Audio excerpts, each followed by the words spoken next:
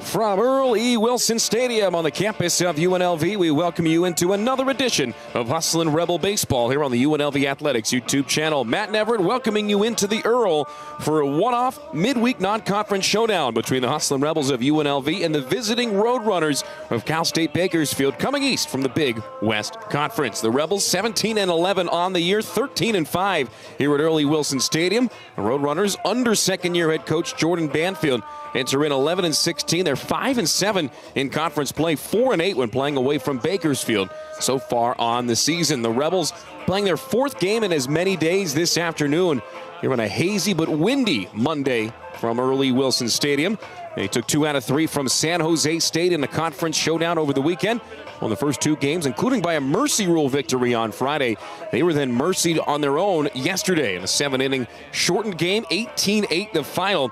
Rebels got the bats working late, scoring all 8 runs in innings 5, 6, and 7, including 4 home runs, a pair from Johnny Rodriguez. And the Rebels will try to win in a non-conference game this afternoon in support of their starting pitcher.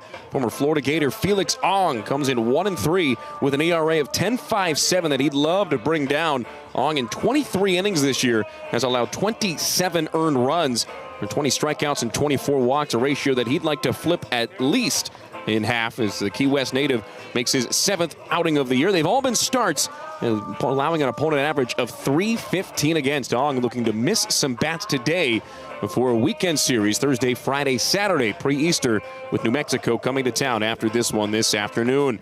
Jacob May, the leadoff batter for the Cal State Bakersfield Roadrunners, the left fielder at the top of the lineup, followed by the designated hitter, Evan Cloyd. Devin Wilkes, a lefty at first base, bats in the 3-hole with Kanoa Morisaki in his team-high .370 batting average, playing at third base, the switch hitter batting fourth. Nick Mascaro in center field out of the 5-hole. Elijah Palayo, a .300 batting average on the nose for the center or the right-handed batting shortstop. Yahir Acevedo, the right fielder in the 7th spot. Carter Jorson making his 6th start, 13th appearance of the year. He'll be catching and batting 8th this afternoon with Brendan Thompson, the second baseman, rounding out the lineup for Jordan Banfield. Banfield, again, the second-year head coach, came over from University of Oakland. Actually coached here at Earl E. Wilson Stadium when Oakland came 2 seasons ago. The Rebels swept the Bears out of Las Vegas. The Rebels in red, the Roadrunners in white, and in blue, beg your pardon. We are just about ready to get this one underway from Southern Nevada. Kyle Fecto, our home plate umpire, getting ready to put play in time. We've got Scott Jones down the first base side. Alex Nash, the third base umpire across the way. Adam Dowdy, the crew chief, going to start right behind the second base bag. Wind blowing straight away to center field as May works his way into the left-hand batter's box. May wearing 15, ready to go. Third baseman Drew Berrigan creeps in front of the bag. Everybody else deep and straight up as we are just about set. Ong making his 7th appearance of the year, takes the sign from his battery mate, Carter Jorson. Or rather, Connor Talixon looking at the wrong side. And the first pitch swung on, fouled away. 93 on the fastball. Gets us underway with an 0-1 count. 2:06 at the time of first pitch. 88 degrees with some hazy clouds in the distance, especially beyond the right field fence. And again, the American flag beyond the center field fence. Flying towards center pretty strongly this afternoon. So here's May with an 0-1 count. Here's Ong to the plate. A swing and a chopper to first. A couple of steps in goes Johnny Rodriguez. It's called a fair ball. Batter never left the batter's box. It is fair. It is out. And that's how the game's first out is recorded. Jordan Banfield out to have a word with Kyle Fecto. He's trying to say, yeah, that hit my batter on the foot. But with no replay for plays like that at this level, you would assume that quick conversation. The batter never left the box again. Johnny Rodriguez at first. Now May's kind of pointing down to his foot. And the conversation's going to at least get the umpires together. And we may have a review on the very first batter of the game. Again, it's Kyle Fecto, Scott Jones, Alex Nash, and Adam Dowdy. The four-man crew coming together just to the left side of the mound. So as it stands right now, called a ground ball out at first. And typically in that situation, a batter, if he does indeed foul it off his own foot, is not going to run. You know, hey, if that hits off my foot, that's a foul ball no matter what.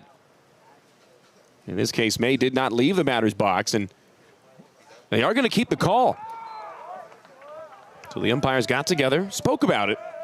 And they're going to keep the initial call on the field of and out. So scored 3 unassisted on the scorecard at home. That's how Felix Ong gets his first out of the game. And for Ong, the outs in his last 2 appearances have been hard to come by. So Ong will take it how he can get it. 4 2/3 innings in his last 2 starts combined. It comes after he was on a really strong stretch of a couple of 5-inning outings back-to-back. 1 out, base is empty. Evan Cloyd in from the right.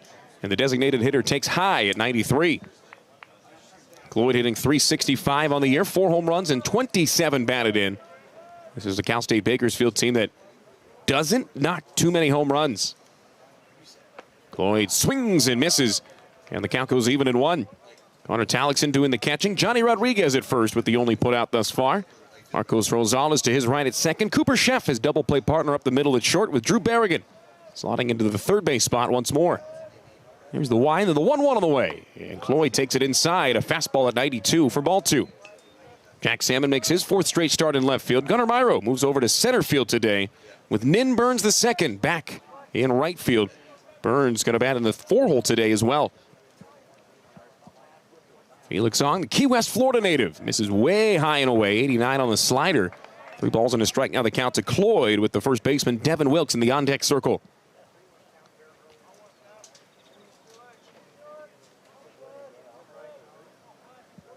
Infield deep, outfield straight up as Ong takes the sign from Talixon and brings home the 3-1 delivery.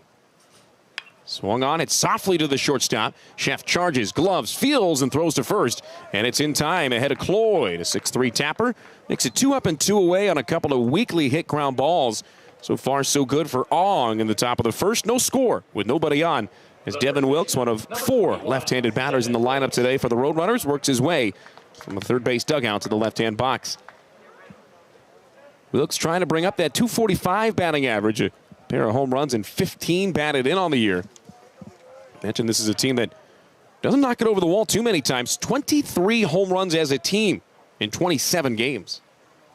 First pitch swinging. Another grounder to short. Here's Sheff bobbling, recovering, snapping a throw to first, and it's not in time.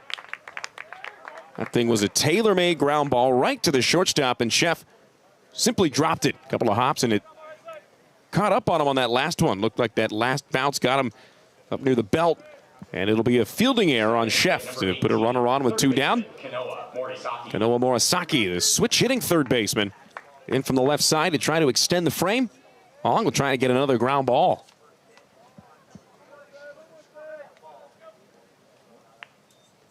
Morisaki in 2 years prior to this year with Cal State Bakersfield batted .155. Well, it's been a big difference this year. He's hitting a whopping .370. Batting in the cleanup role today. 4 home runs, 17 batted in on the year. Out of the stretch, Ong hits him with the first pitch. Trying to bring the cutter high and tight. Morisaki, who was tight to the plate anyway, hit by the pitch, and that's 2 two-out base runners in back-to-back fashion for Cal State Bakersfield. So with no score, and the road team threatening, Nick Mascaro, the center fielder, gets ready to bat next. And for Felix Ong, that's the 3rd batter he's hit on the year. It's the first since the start against Bradley on the 22nd of February. Now time called, and Adam Dowdy, the crew chief, and Scott Jones, the first base umpire, go into the monitor. Are they looking to see if he evaded the pitch? Didn't realize that was a reviewable play. So after the first batter of the game, we thought it was going to have a challenge, or at least a review. Now on a hit by pitch, we do have the review. So just out of frame, you got Adam Dowdy and Scott Jones out there on the cell phone talking about it. Stan Stolte's going to come out and have a word with Kyle Fecto behind home plate. Now for Felix Ong, it looked like it was going to be a quick and easy 1-2-3 top half of the first inning. But on a fielding error by Cooper Sheff, and as it stands now, a hit by pitch against Morisaki. Nick Mascaro with 2 on and 2 down. And Ong trying to come back after his last appearance against Utah Tech, where he allowed 1 run on 1 hit, but he walked 4, including walking in a batter. Through 2 of his 3 wild pitches on the year as well. He faced 8. He walked 4 of them. That was the game that Utah State would mercy rule the Rebels 11-1. The day after, the Rebels did the same by an 11-1 score.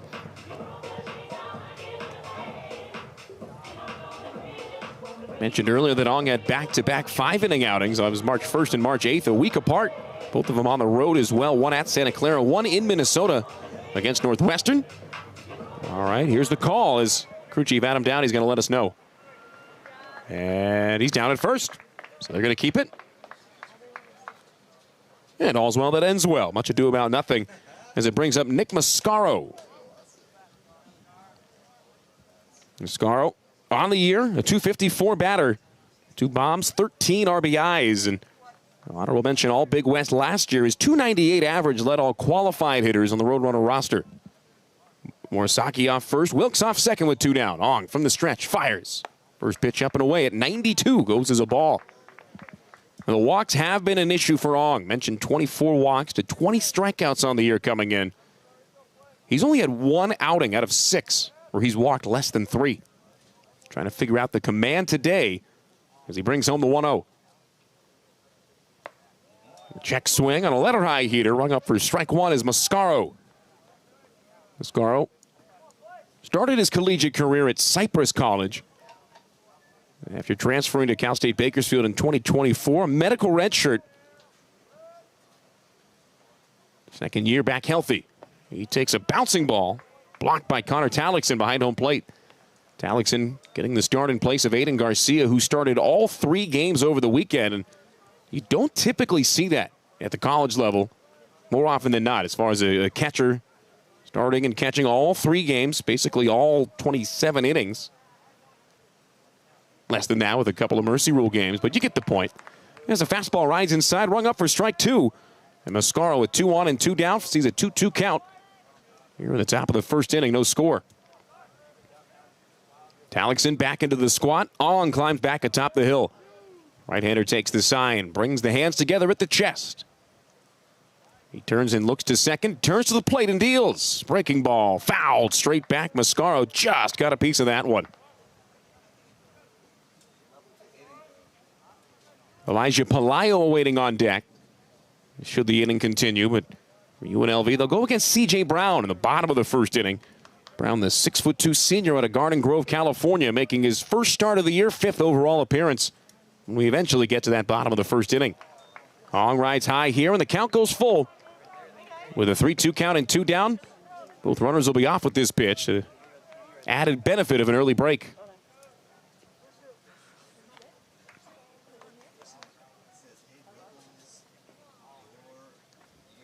Here we go, the 3-2 coming up as Ong sets. The runner is on the move as Ong kicks and fires. Swung on, fouled, straight back, held in by the netting. As we'll get to try that one again. Cal State Bakersfield, meanwhile, coming into this weekend, this really Monday's one-off game, off of a series victory against CSUN. 11-3 win on Friday, followed up by an 8-6 extra inning victory on Saturday night. They lost 9-5 in the matinee series finale yesterday. Let's try that one again. The 3-2 payoff. Here it is from Felix Ong. Fouled straight back again by Mascaro. That's twice that Ong is trying to go with the elevated breaking ball. And that's twice where a late swing by Mascaro keeps him alive on pitches that might have missed the zone. Fastball cutter, sweeper change, the true 4-pitch mix for Ong, who tossed just 3 games in relief last year in the SEC at the University of Florida. Now in the Mountain West for his true sophomore year. He takes the sign, and here we go with the third 3-2 payoff pitch on the way to Nick Mascaro. In the dirt, ball 4. 93 on the fastball from Ong, and the inning continues. There's his first walk, but after back-to-back weak tap-outs to begin the ball game, a fielding error by Sheff, a hit by pitch, and a base on balls as the sack's full for Elijah Palaio. Talk about an advantageous situation for your first at-bat of the day, especially coming out of the 6-hole. Palaio batting an even 300 coming into this one. One of 3 batters in the starting 9 with the 300 or better average. Open stance for the shortstop as Ong kicks and delivers. Watching all the way, he takes a fastball just off the outside. A cut fastball at 90, a real weapon for Ong, especially given the fact that he's got not good, not great, but elite level extension in terms of Long arms and the long legs, it makes 90 look a lot more like 92 or 3, especially with the movement. There's a center cut fastball. 92 on that one. The straight heater right down Broadway evens up the count at 1. Helps to be 6'5", 210 when you talk about the extension.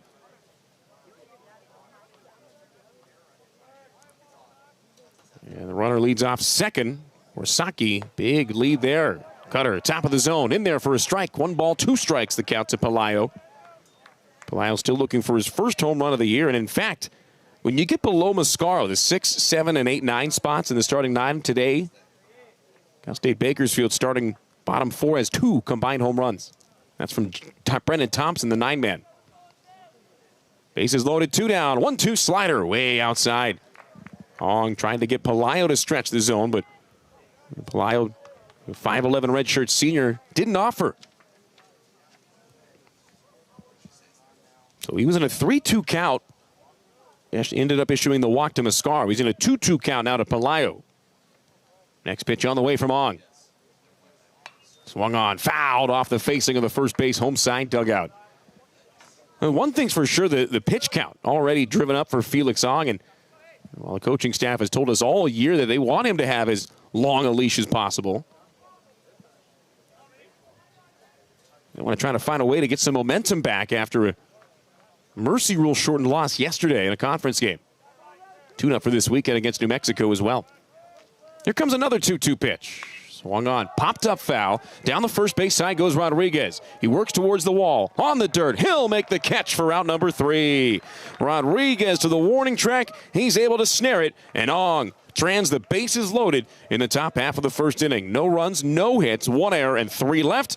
After half an inning of play, no score. C.J. Brown against Marcos Rosales and the Rebel 9 coming up on the other side. At the Smokin' Sam's concession stand and bar. Enjoy 2-for-1 Rebel Dogs while supplies last. The Hustlin' Rebels thank Smokin' Sam's for their continued support of the program.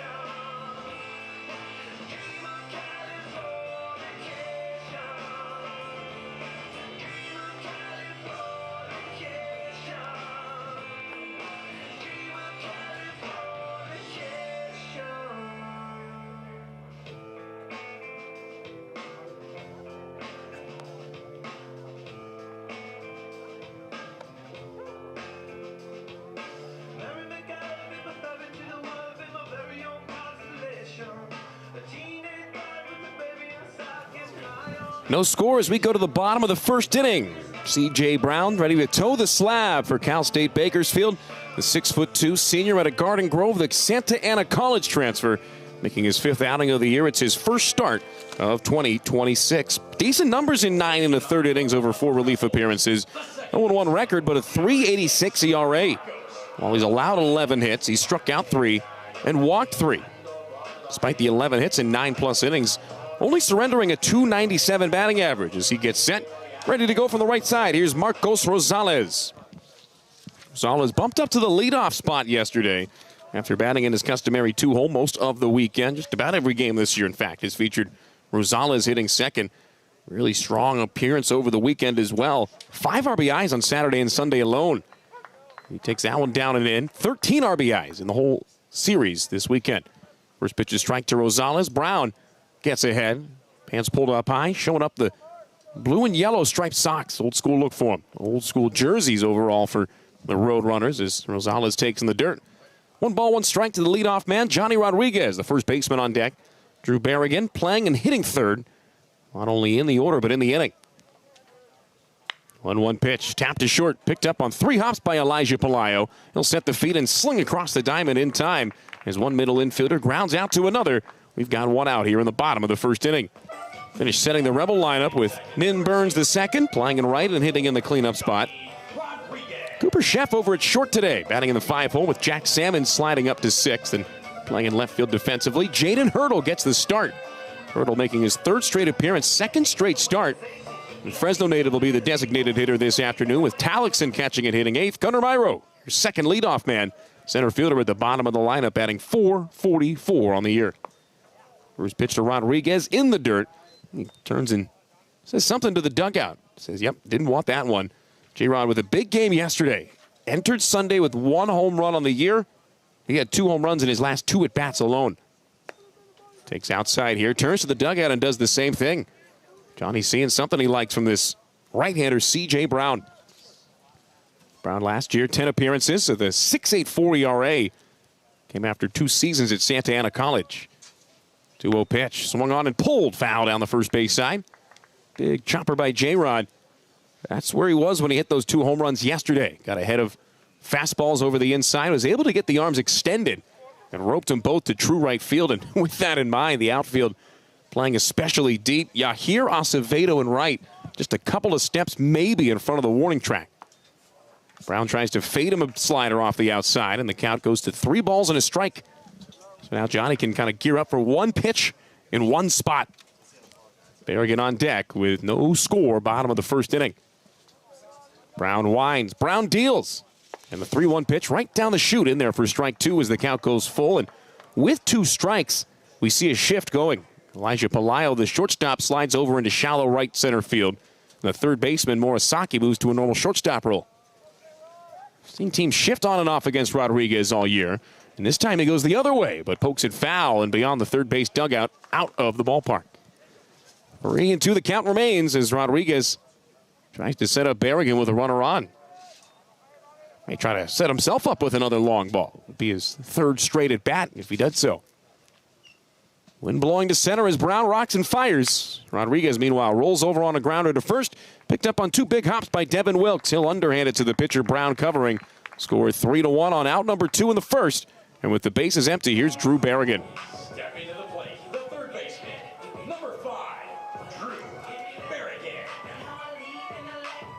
Berrigan had himself not a good week, but a great week last week.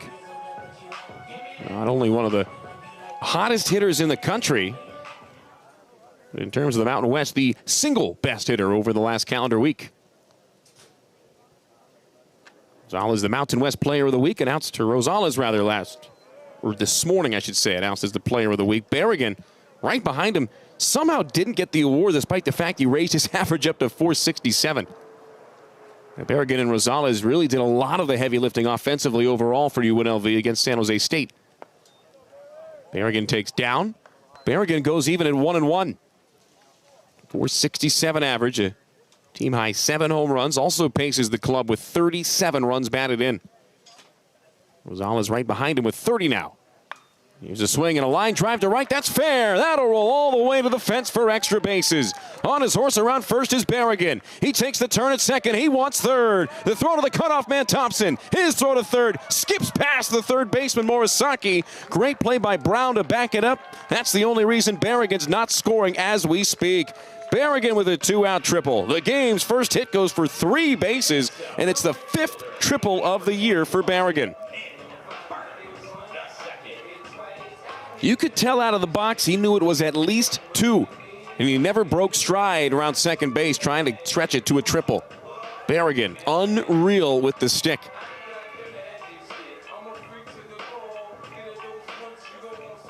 That'll bring up Nin Burns with a man on 3rd and 2 down. Burns had the day off yesterday, back in the fold today, batting cleanup. .320 average for the outfielder. First pitch from the stretch. A swing and a miss. Brown twisted a slider. Burns obliged and was early. .320 hitter, 4 home runs, 30 batted in. 4 home runs would be tied for the most on the Cal State Bakersfield roster. But for Burns, he'd like to add another one here. Rebels a lot more inclined for the long ball than this Cal State Bakersfield team, as their right-hander misses down. Brown buries one in the dirt. Again, for the Roadrunners, 23 home runs on the year as a team. That's in 27 games. Just for comparison, UNLV's hit 36 already. 36 would be the Cal State Bakersfield program record. Burns takes high, able to check the swing and hold up on ball 2. We saw Jaden Hurdle take over for Nin Burns when he left the game on Saturday. First time that Hurdle had played right field at all here at UNLV. Hurdle the DH today, but shortstop in high school and last year in his freshman year. Played some left early. Played some right the last 2 days as well. That pitch outside, and Burns has himself a 3-ball, 1-strike hitter's count.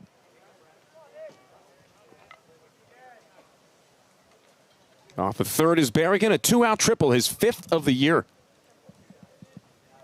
C.J. Brown set with Cooper Sheff in the on-deck circle. The kick, the pitch, and Burns takes a strike. A delayed call by Kyle Fecto, and Burns thought he had first base. Instead, he's got to stand back in and see at least one more pitch.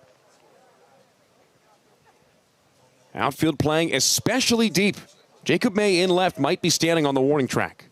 Here comes the 3-2 pitch. Swing and a drive. Deep left center field. Mascaro moving to his right. He looks up and it's off the top of the wall. Scoring on the play is Berrigan. Burns around second. He wants third. He's going to get there standing and safely. Back-to-back 3 baggers with 2 outs, and the Rebels enjoy a 1-0 lead in the very first inning. The wind certainly helped that one. It is raging out towards center field. Berrigan with 2 outs had the benefit of being able to break on contact, although he could have moonwalked home after that thing hit the padded outfield wall. So after his 5th triple, he's played it on Burns' 3rd triple of the year. Welcome back Nin, and he's on third for Cooper Sheff now.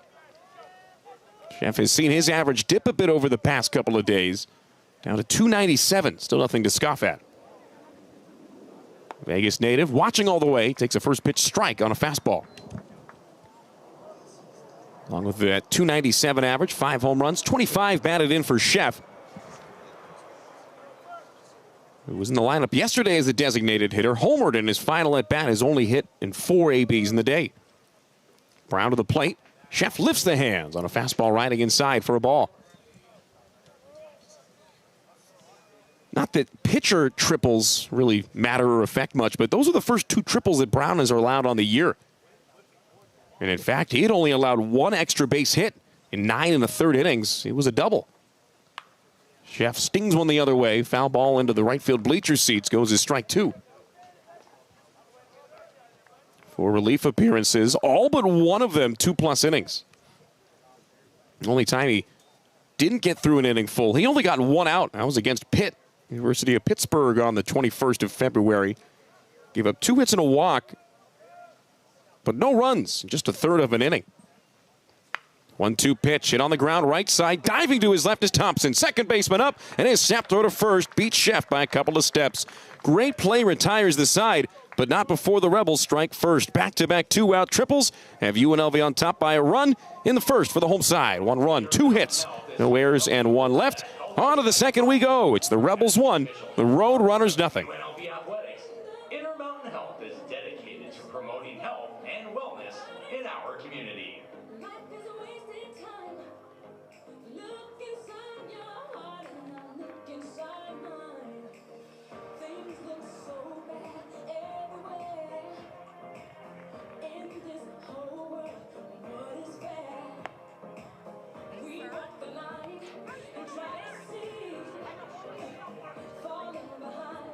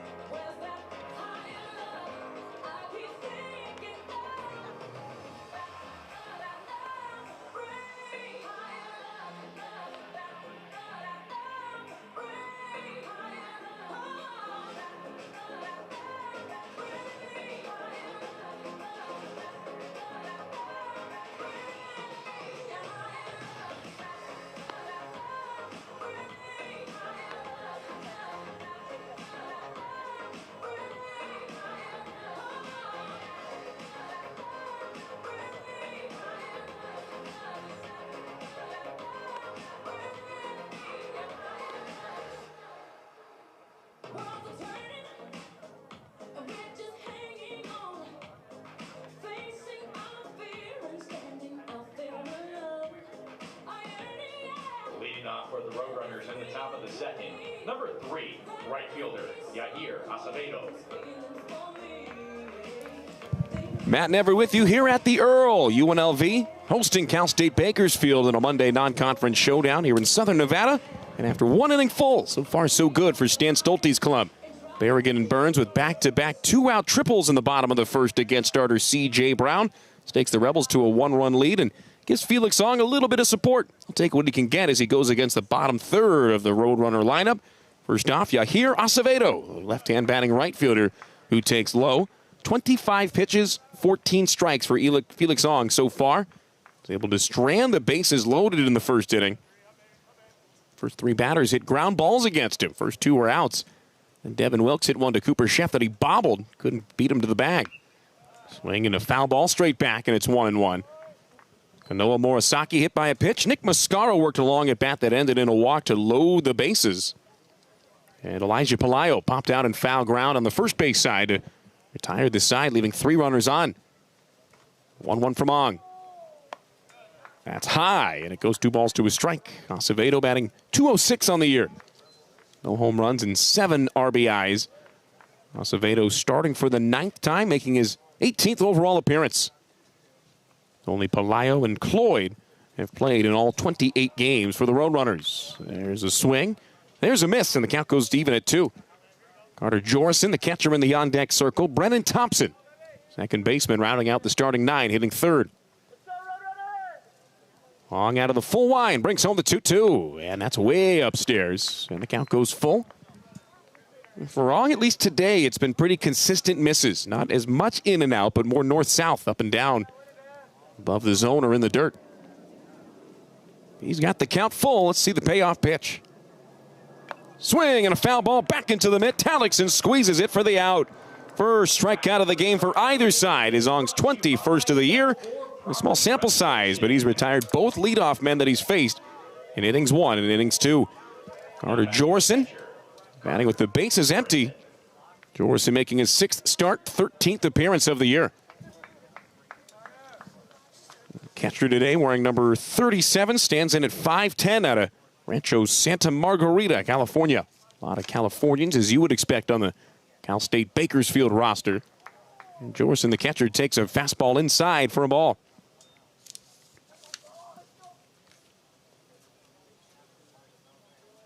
Jorison, one of 3 catchers listed on the roster. See a lot of Trey Mandina during the regular season. You'll also see Kanoa Morisaki, who's in the lineup today at third catching. He pitches a bit as well. Multi-talented infielder, catcher, pitcher combo. But Jorison, just a catcher, fouls this one back and the count goes even. Jorison batting just .150 on the year. He's got more than double the game started than he does hits. 3 out of 20 overall.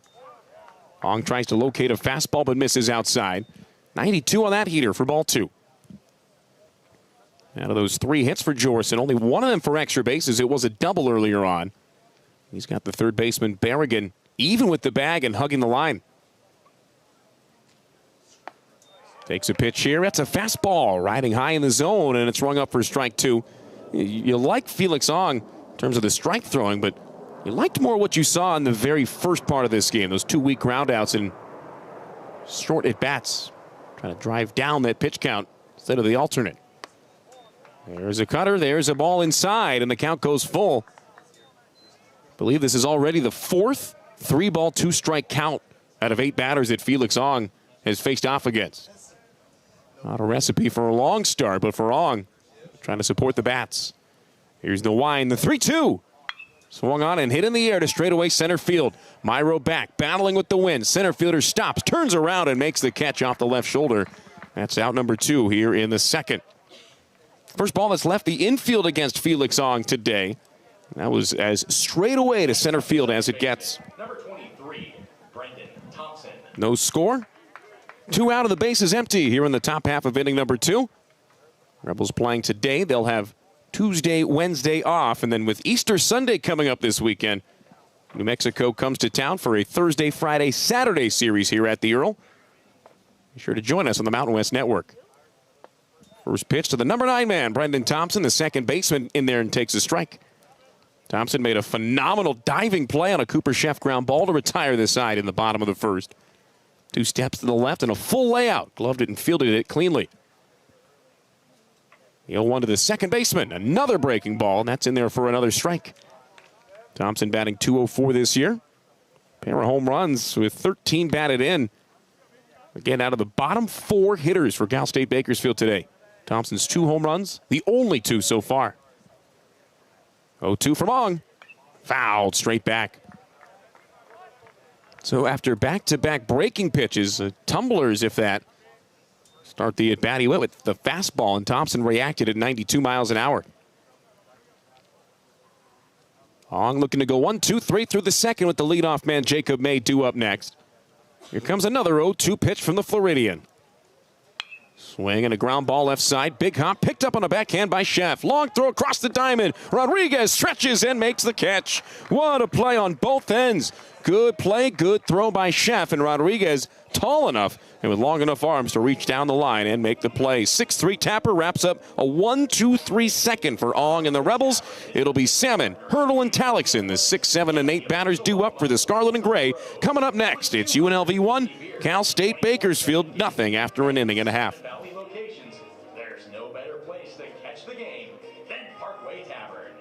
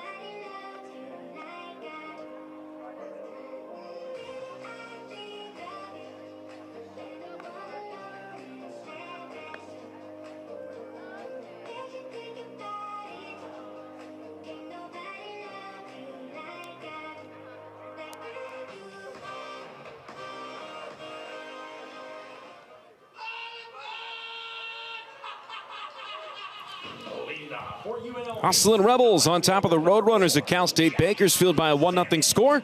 UNLV trying to add on here in the home half of inning number 2. Matt Everett coming at you from the Earl here on the UNLV Athletics YouTube channel. A shift on the right side of the infield for the left-hand batting left fielder Jack Salmon to begin the inning. First pitch from the righty Brown, outside for ball 1. We've seen 2 different shifts now. We've seen the shortstop Palaio go over to the right field side, and the third baseman Morisaki slide over. This time, Morisaki further towards the bag at third, not a normal shortstop alignment, as Salmon comes up empty on a swing and a miss. 1 ball, 1 strike to the number 6 batter. Salmon upping the average over the weekend to .333. He swings here and pummels one high in the air to deep center field. The wind carries it to center. Mascaro looking up, and this one's gone off the batter's eye. Salmon leaves the yard, and the Rebels on top 2-0 in the second. His first home run in a Rebel uniform.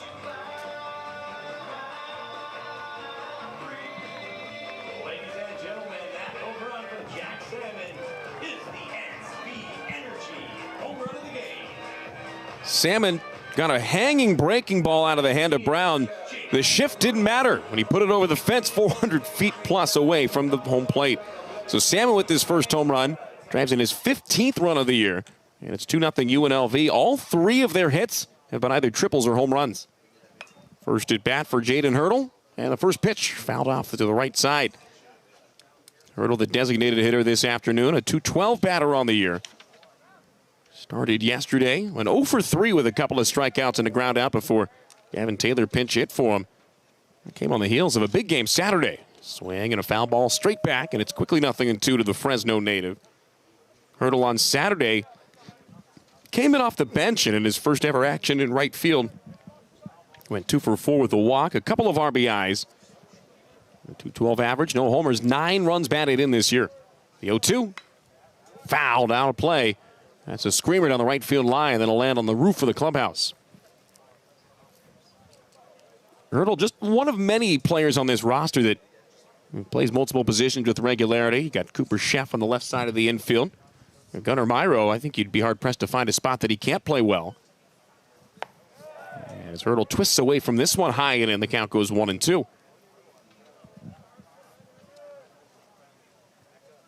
After Hurdle is Talixon getting the start behind home plate today. So far, so good for Felix Ong, 2 scoreless. 9 up, 9 down. Here's a swing and a high fly to center, but this one playable for Mascaro. Center fielder stops, reaches up, makes the catch. As Hurdle hit it on the screws, but didn't get under it. And it's out number 1 here in the second. The catcher, number 45, Connor Talixon. So here is Connor Talixon as promised.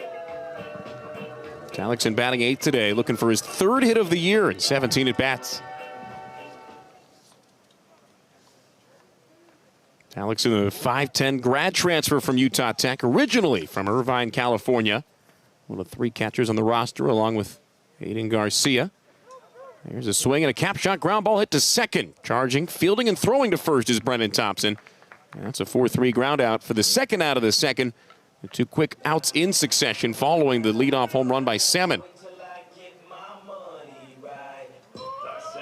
Gunnar Myro looks to extend the inning. Myro batting .444 on the year. Only reason he's not qualified as one of the leaders, not only in the Mountain West, but nationwide, is because of the lack of plate appearances so far. Myro getting there in his 21st game of the season today. C.J. Brown on the way with the first pitch, and a fastball rides over the outside at 88 for a strike.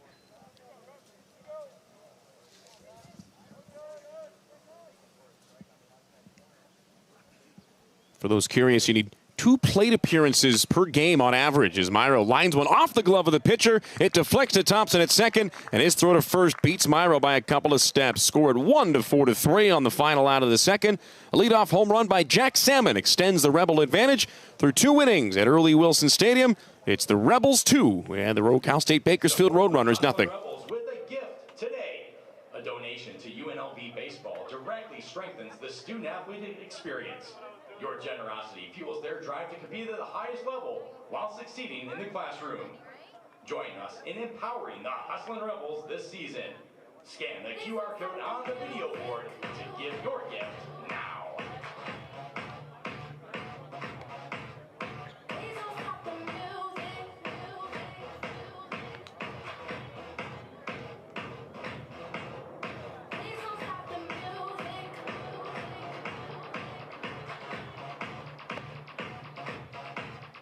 Please don't stop the music.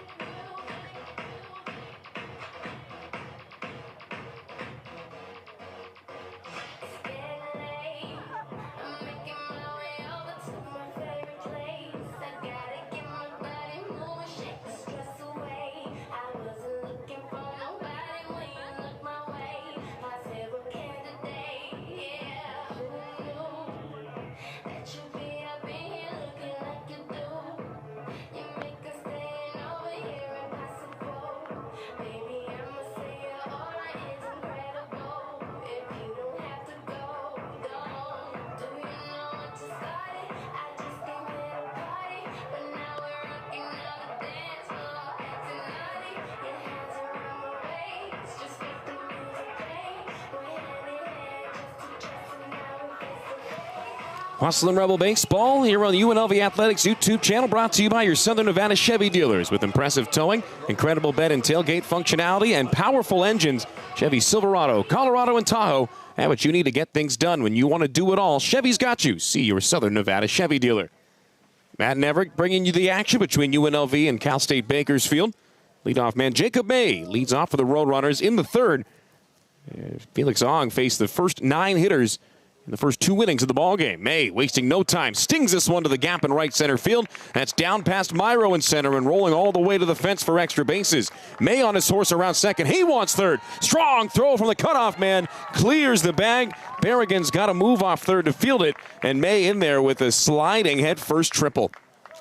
He saw the Rebel batters with a couple of triples in the first. Said, I think I'm going to get me one of those. And May in there with his 4th 3-bagger of the year.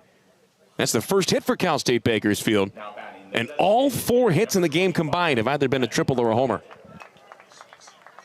Not too shabby in terms of the power bats. You'll also see that often here at Earl E. Wilson Stadium with the wind blowing out to center like it is today.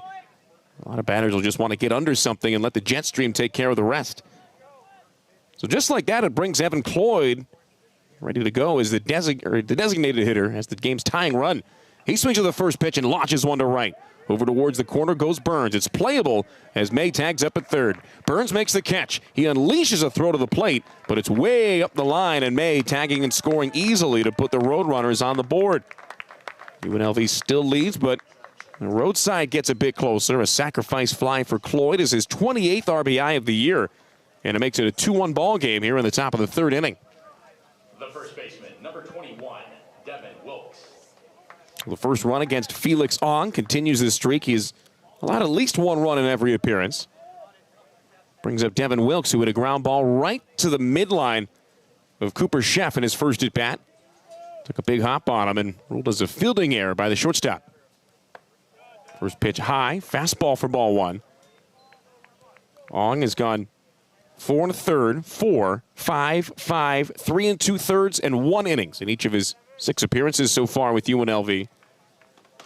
It was a good get in the transfer portal, but he's had trouble limiting the base runners. That's been the main issue as he misses low. The count goes 2-1, or 2-0, I should say. And save for 1 appearance where he had gone multiple innings, thrown 90 or more pitches every time. Rides a fastball in here at 89, and a cutter rung up for strike 1. Looking down the left field line, the bullpen getting a little busy for Cal State Bakersfield. Looks like a left-hander's up and throwing, and he is. We might have just seen 2 innings from C.J. Brown, and that's it. This next pitch on the way, and a fastball in there for a strike makes the count 2-2. Ong with 1 strikeout, 1 walk, and 1 hit batter so far. Trying to get through a 3rd inning of work here. The base is empty and 1 out. There's a swing and a chopper to third. Berrigan to his right, but it's foul as he picks it up behind the third base bag. So as of now, a quiet bullpen for the Rebels, but it is certainly hot for the Roadrunners.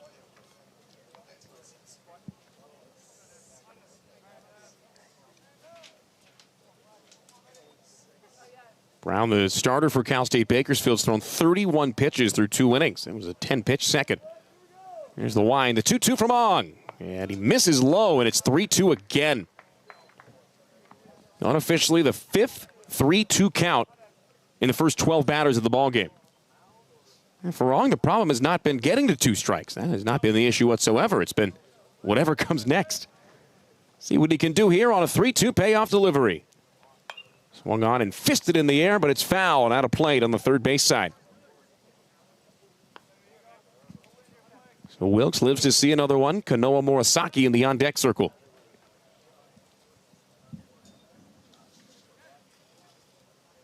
Warming up down the left field line, Joe O'Regan. Southpaw wearing 46, a big body in the Roadrunner pen. Here's a swing, pop fly, foul ground third base line. Berrigan moves towards the wall, but runs out of room. That'll land on the netting above the third base bullpen. Good thing that there was somebody paying attention out there. So we'll get to try that one again as Wilkes fouls off back-to-back 3-2 pitches. The infield deep, the outfield much of the same except for Salmon and left. He's, if anything, shallow into the third base line.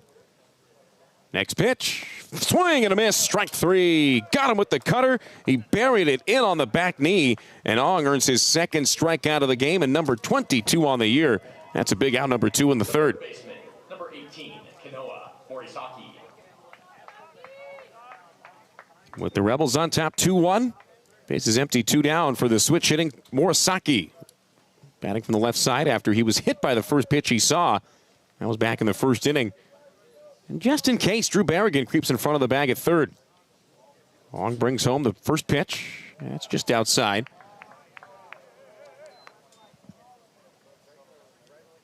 Two runs on three hits for the Rebels. One run on one hit. That was the triple, followed by a sac fly from Jake May, with Cloyd doing the damage and bringing him home on a long flyout. Ong's 1-0. That's a strike at the letters. Brought it over the inner half of the plate. And the count goes 1-1. So for Ong, efficiency the name of the game after a 1-2-3 second. If he can retire the side in the third and four batters, that's not the worst, as he brings the 54th pitch of the game to the plate. And it's popped up and foul, out of play.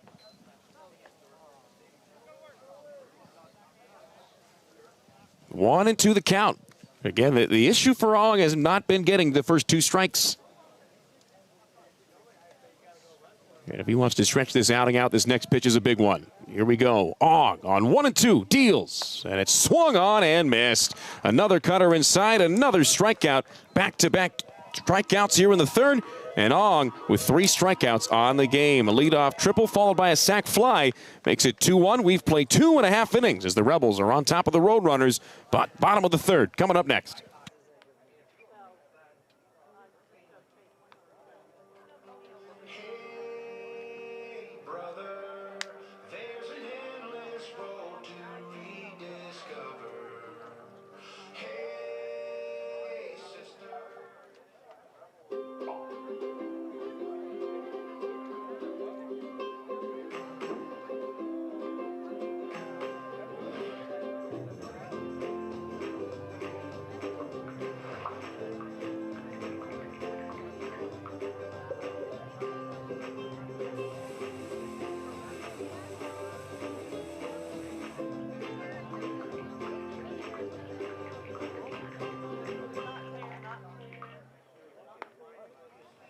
Now pitching for Cal State Bakersfield, number 46, Joe O'Regan.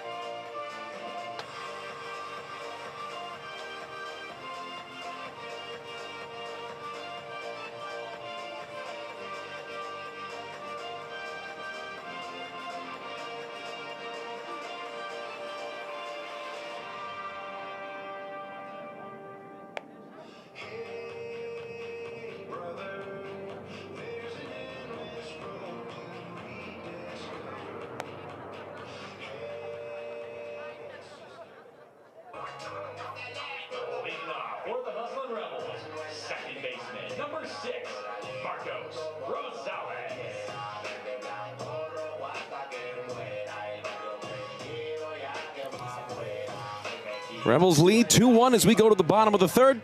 Mountain West Player of the Week, Marcos Rosales, leads things off against the new arm into the game. That's the lefty Joe O'Regan, the 6'4" southpaw out of Rancho Cucamonga, working out of the full windup and the high leg kick.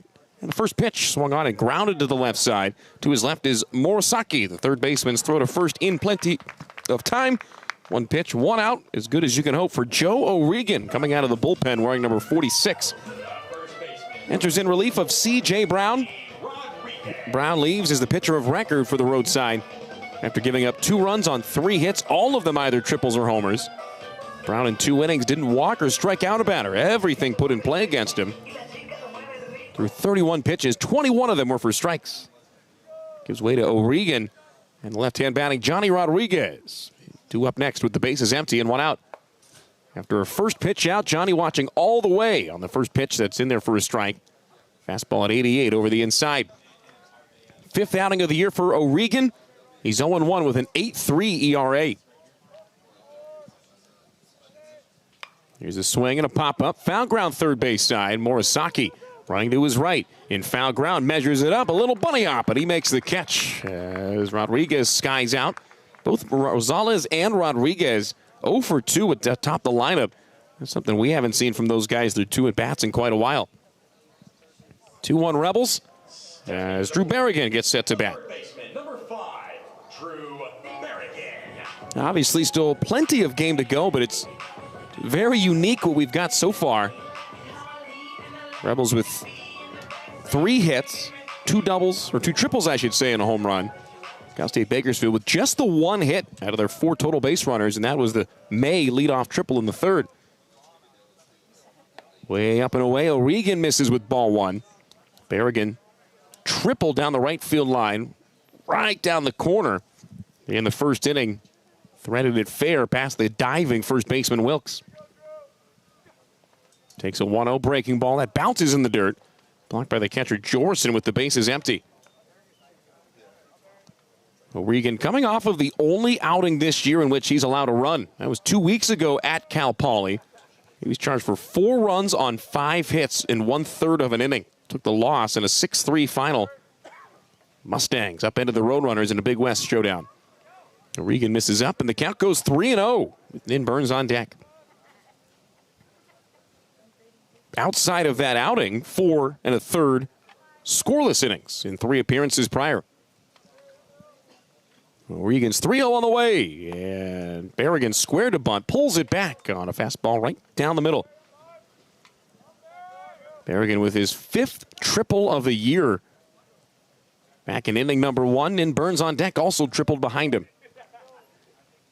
Fastball count here. Let's see what O'Regan brings home. Instead, it's a breaking ball. Feathers over the outside, rung up for strike 2 to bring the count full. A shift on the left side of the infield with Brennan Thompson, the second baseman, over on the other end. All alone on the right is Wilkes. The full wind. The 3-2 payoff. Popped up down the right field side. Acevedo works towards foul ground. Right fielder loses the cap. Slows up, makes the catch in foul territory. And the Rebels go down 1-2-3 for the first time today. We've played 3 innings from Southern Nevada. And as we go to the 4th in a midweek non-conference showdown, it's UNLV 2, Cal State Bakersfield 1. Interns are by the Smokin' Sam's concession stand. The first fan to bring them a Nike shoe gets a very special UNLV prize pack. Ready? Go!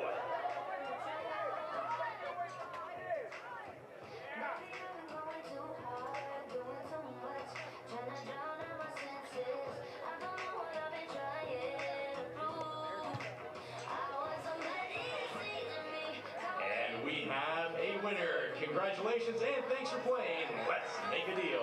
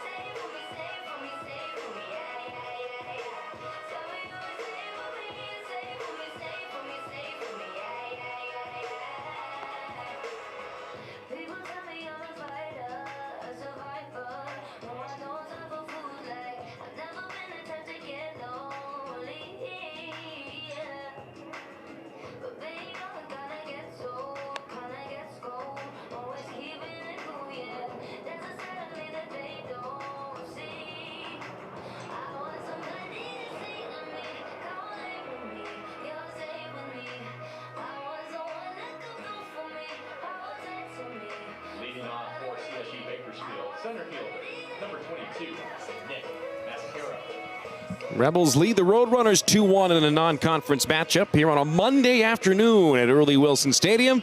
We go to the top of the fourth inning. Nick Mascaro stepping in. He's walked in the first inning, and that's been it so far. Third baseman Berrigan creeps in just in case as Ong's first pitch rides over the outer third.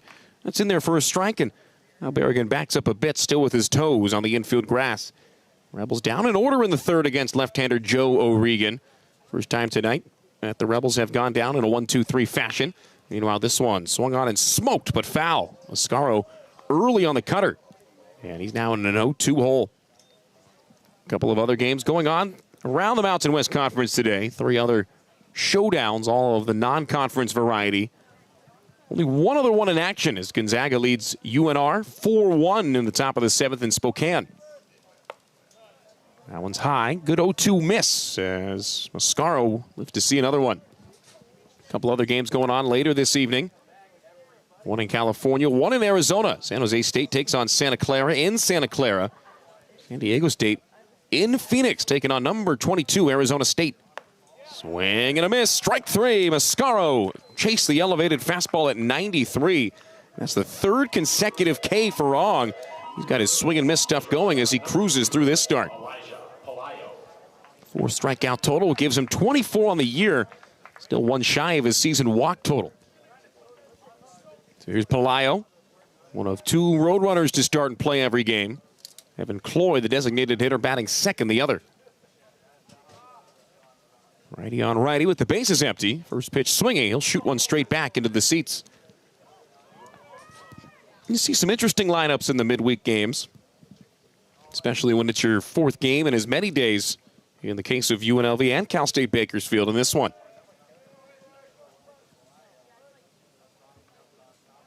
0-1 fastball. That's the cutter, beg your pardon, missing up. 86 on the radar gun there. Mentioned the Rebels' upcoming schedule with New Mexico coming to town this weekend. The Roadrunners head back home. In fact, they've got a bunch of home games coming up. 4 in a row next weekend as well. Swing and a line drive. Hit to the gap in left center field. That'll get down for extra bases. Pelayo around first, heading to second.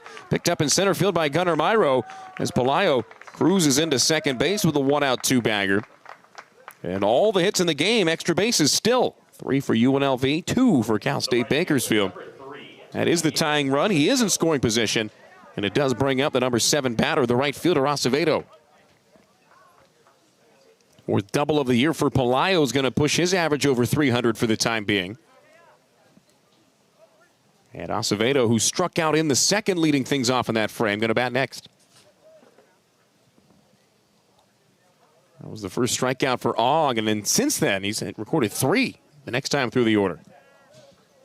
Pelayo off second. Rescinds the lead as Ong looks in his direction. Right, he turns to the plate and misses high with a fastball at 90. Bakersfield hosting Utah Valley this weekend. Wolverines will go to Bakersfield, Hartfield, the home site for the Roadrunners. Brand new turf coming in May as well, right as soon as this season ends. Meanwhile, a throw to second, just back there in time is Pelayo. Cooper Sheff seems to think that he got him as he's employing the dugout to challenge, and it looks like this one's going to come from Sheff. The umpires are going to go to the monitor here. Second replay review of the game as they're going to take a look as to whether or not Sheff applied the tag on Pelayo. The previous play is under review. So we got another review. I'll tell you what, with the amount of reviews in every game so far, at least multiple reviews every game in the last 4, they better have the replay operations center on speed dial. I know speed dial is not really a thing anymore, but that's got to be a favorite contact at least. It's Adam Downey, the crew chief, and Scott Jones, the first base umpire. And those of us that have the second look on it on the YouTube feed, go back a couple of seconds. Some folks seem to think that this call might be overturned pretty easily. Of course, here on our one camera feed for the non-conference games, we've only got the one look, the one angle, more of a radio style of broadcast than television like we had over the weekend, but every Mountain West game the rest of the way is going to be a full camera broadcast Thursday, Friday, Saturday. Next series here at home, April 17th, 18th, and 19th as Washington State comes to Vegas.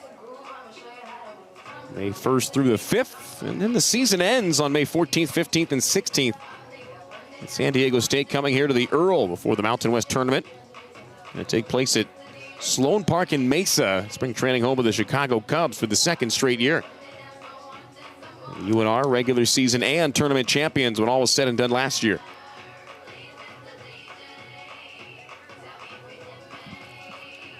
So the call on the field was safe. Team that Pelayo was able to get the hand back in on a pretty expeditious pickoff throw from Ong to Chef. And same deal as in football. You need the 100% indisputable evidence to overturn the call.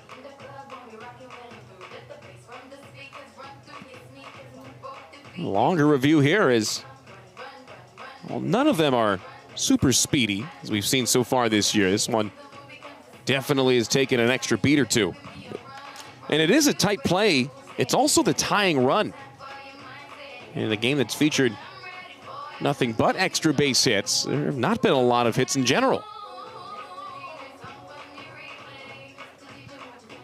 Looking down, they're writing something on the scorecard. We'll hand the phone back to the ops assistant, and here we go. Adam Dowdy getting ready to tell us the call. And it stands upheld, and the runner is safe at second on the pickoff throw. So after all that, back at it with a 1-0 count coming up to Yahir Acevedo. Acevedo with his strikeout, bringing his average down even closer to 200 on the year, entered batting 206. Belaya off second, the tying run here in the top of the fourth. 2-1 Rebels here on a Monday afternoon.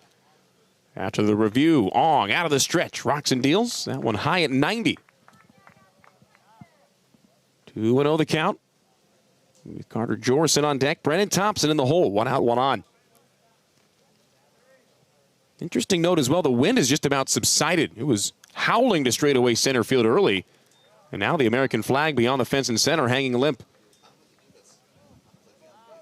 Ong steals a strike, and the count goes 2-1, 85 on the cutter. He's thrown that cutter a bunch. A lot of use out of that cut fastball. 2-1 heater, popped up foul ground, and Berrigan runs out of room as that'll land amongst the seats.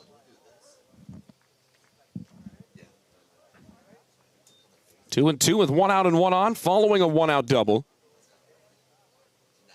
Ong's had a base runner in every inning but the 1-2-3 second. 24-pitch first, 16-pitch second. After a 15-pitch third, here we go with the 2-2. Swing and a tapper. Down the first base side, and it's foul. So we'll get to try that one again. Ong ready to go back atop the mound. Runners on base today. Cal State Bakersfield's 0 for 1.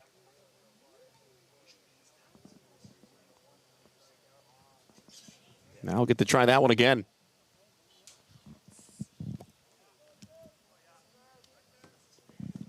Here's the set, the kick, and the 2-2. That's high, and Ong's worked himself into another full count. That's been the issue for him as far as the pitch count all year long, but also today.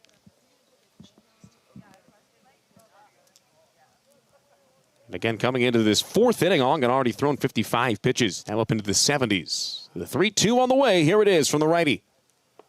Low, ball 4. It's his second walk of the game, and you never want to put extra base runners on. It also does set up a double play anywhere around the infield. The catcher, number 37, Carter Jorson. So while Ong got those 2 ground balls to begin the game back-to-back, he's only had 1 ground ball out since the first inning. This is the first 2 batters of the game, even more. Carter Jorson, the catcher. He's going to turn to the third base dugout and get a series of signs from head coach Jordan Bunfield. He'll dig back in with runners on first and second. You would imagine likely a bunt signal one way or another. With the corner infielders drawn in. He doesn't square to bunt, and instead Ong throws this one way off the outside. Road runners threatening here in the fourth. And now time called as Jeff Opalewski, the pitching coach, wants to go have a word with Ong. Jeff Opalewski, really good guy to get to know, second-year pitching coach for the Hustlin' Rebels. One of the best parts about Coach Ope, though, is just how exceedingly open he is about his thoughts on his players, his thoughts on the pitching staff. Had a great time talking to him before the year. Got a chance to sit down and kind of go through player by player on what pitch mix, what they're like mentally, what they're like off the field. And he said Felix Ong has the potential to be as good as anyone in college baseball. He's going to have a long leash, is what he told us before the year. That's been evidenced by some longer starts in games where his command has not been there from the start. But for a guy like Ong, who got 85th percentile extension, which makes that fastball look even faster, he's one of those guys where when he figures it out, so to speak, and is able to throw strikes consistently, he's going to be dangerous, if nothing else. So Coach Joe back to the first base dugout. A mid-AB mound visit. And now the 1-0 on the way to Jorson. There go the runners. The pitch fouled out of play down the right field line. So Jorson couldn't deliver on the hit and run. A surprising double steal with the tying and go-ahead runs in motion. But it was soiled on a foul ball.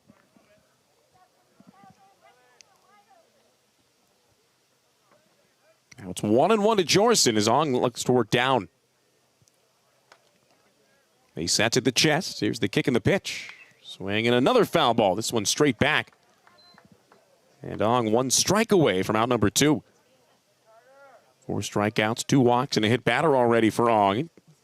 It's been an adventurous day on the hill, but so far he's staked to a 2-1 advantage. Ong takes the sign. He'll bring the hands together. And here's the 1-2. Swinging a ground ball right side and through. Vacated right side of the infield. And the runner rounding third. Pelayo on his way to the plate. The throw from Burns on 2 hops is up the line. 1 run scores. Jorson moves to second on the throw. Give him an RBI base hit. His 2nd RBI of the year. It's just his 4th hit in 22 at-bats. And we are tied at 2 with Acevedo going first to third on the play. So the Rebels lucky there was no double steal on, because you would have assumed Acevedo would have tried to advance as well. But instead, it's just the 1 run. 2nd run charge to Felix Ong, and only because we've been updating you on it. Out of 6 hits in the game, that's the first that's been just a base hit. Everything else doubles, triples, or long balls. Only home run off the bat at Jack Salmon. Brennan Thompson in the box, and a balk called before he can stand in. Felix Ong box home the go-ahead run in the 4th. Jorson moves up to third as well. Just a little flinch when he came set was all it took. And the crew chief, the second base umpire Adam Dowdy, eagle-eyed, and the Roadrunners for the first time today have a lead. Corner infielders still creeping close. With Thompson, the 9-man, a ground-out victim in his last time up. He swings and skies one, but it's straight back and on the roof of the press box. Count 0-1. 3 runs, 3 hits. 2 runs, 3 hits for the Rebels. Next pitch will be the 75th of the game for Felix Ong. Trying to get through his 4th inning of work here. 0-1. That's low. Fastball at 87. The cutter makes it even.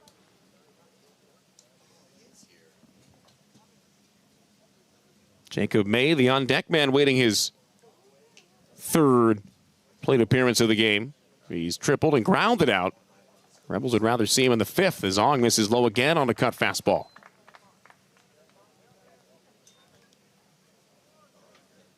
And if you would have told Felix Ong that through 3 2/3 innings he'd only allow 3 hits and have 4 strikeouts, you would take that more often than not on paper. But it's been everything else between them and all the base runners and traffic on the base paths in general that's hurt him. Not only today, but all year long. There's a breaking ball. That's in the dirt. And Thompson with a runner on third and 2 down can be a little choosy here on a 3-1 hitter's count. Very deep and left is Salmon. Everybody else pretty straight up as Ong takes the sign and sets. And the 3-1 pitch. Here it is. Right down the chute. Fastball at 90, rung up for strike 2. And it's another full count for Ong. Roadrunners scored 1 in the 3rd, 2 in the 4th. And Ong's going to try to limit the damage. Here we go. The 3-2 with 1 down. That's in the dirt. That's ball 4. 3rd walk of the game is the 2nd of the inning. And after a leadoff strikeout, Ong has allowed the next 4 batters to reach in order. The left fielder, number 16, Jacob With runners on the corners, one out in the fourth. Here's Jake May, leadoff man. The triple in the ground out, rather, as mentioned. The average up over 300 for the time being.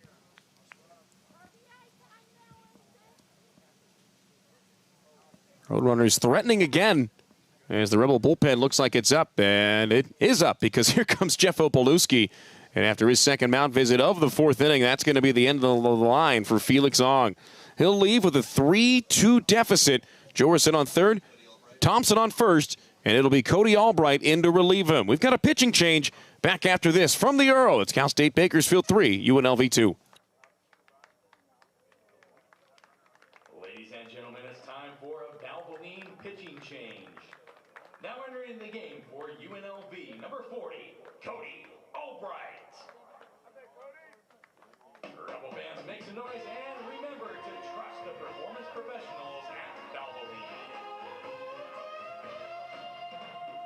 Starry nights, sunny days, I always thought that love should be that way. Then comes a time that you're ridden with doubt. You bluffed all you can and now you're all loved out. Ooh, ooh, baby, we've been a long, long way. And who's to say where we'll be tomorrow? But my heart says no, but my mind says it's so. And we gotta love, is it love to stay?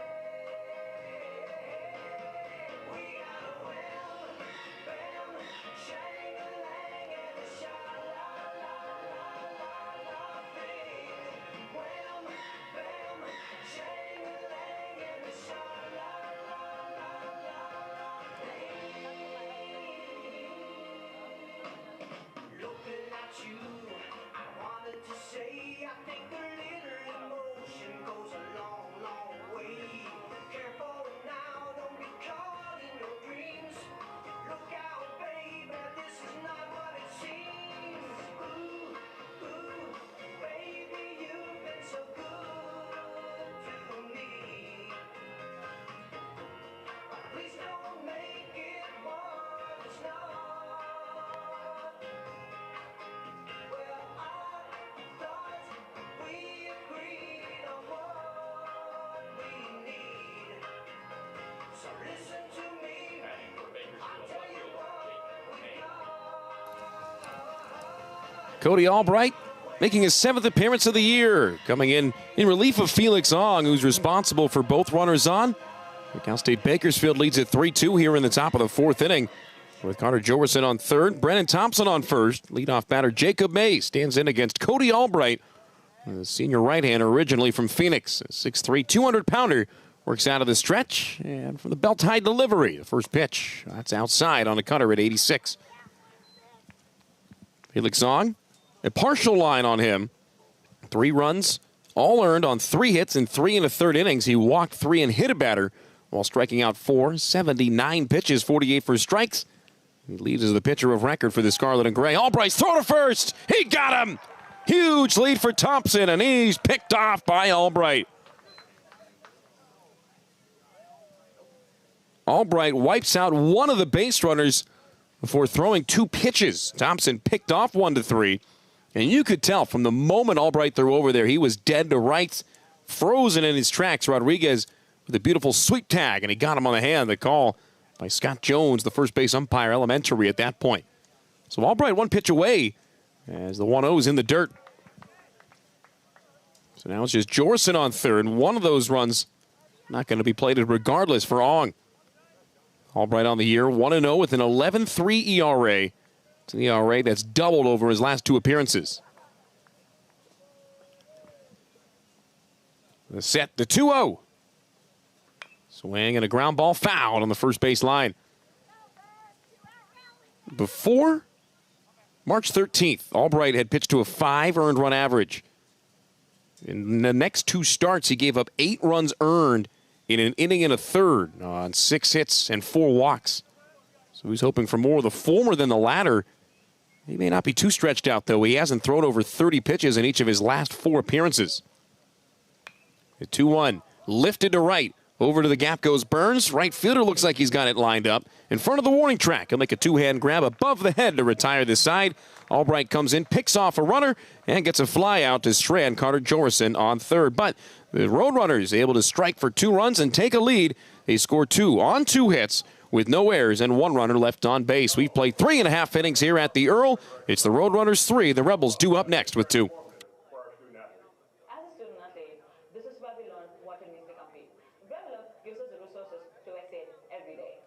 Your support creates an atmosphere of teamwork on the field and beyond. With Rebels Up, we have the facilities to reach our full potential. Every time we step on the field, we represent our community. Thank you for believing in us. Together, we're building a culture of excellence. Rebel Up allows us to attract and retain top talent.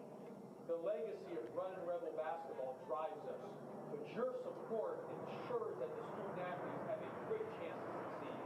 We're developing strong leaders on and off the court, and we can't do it without your investment. Every bit of support helps elevate our program and helps us reach new heights. Join us. Keep the momentum going. Let's Rebel Up.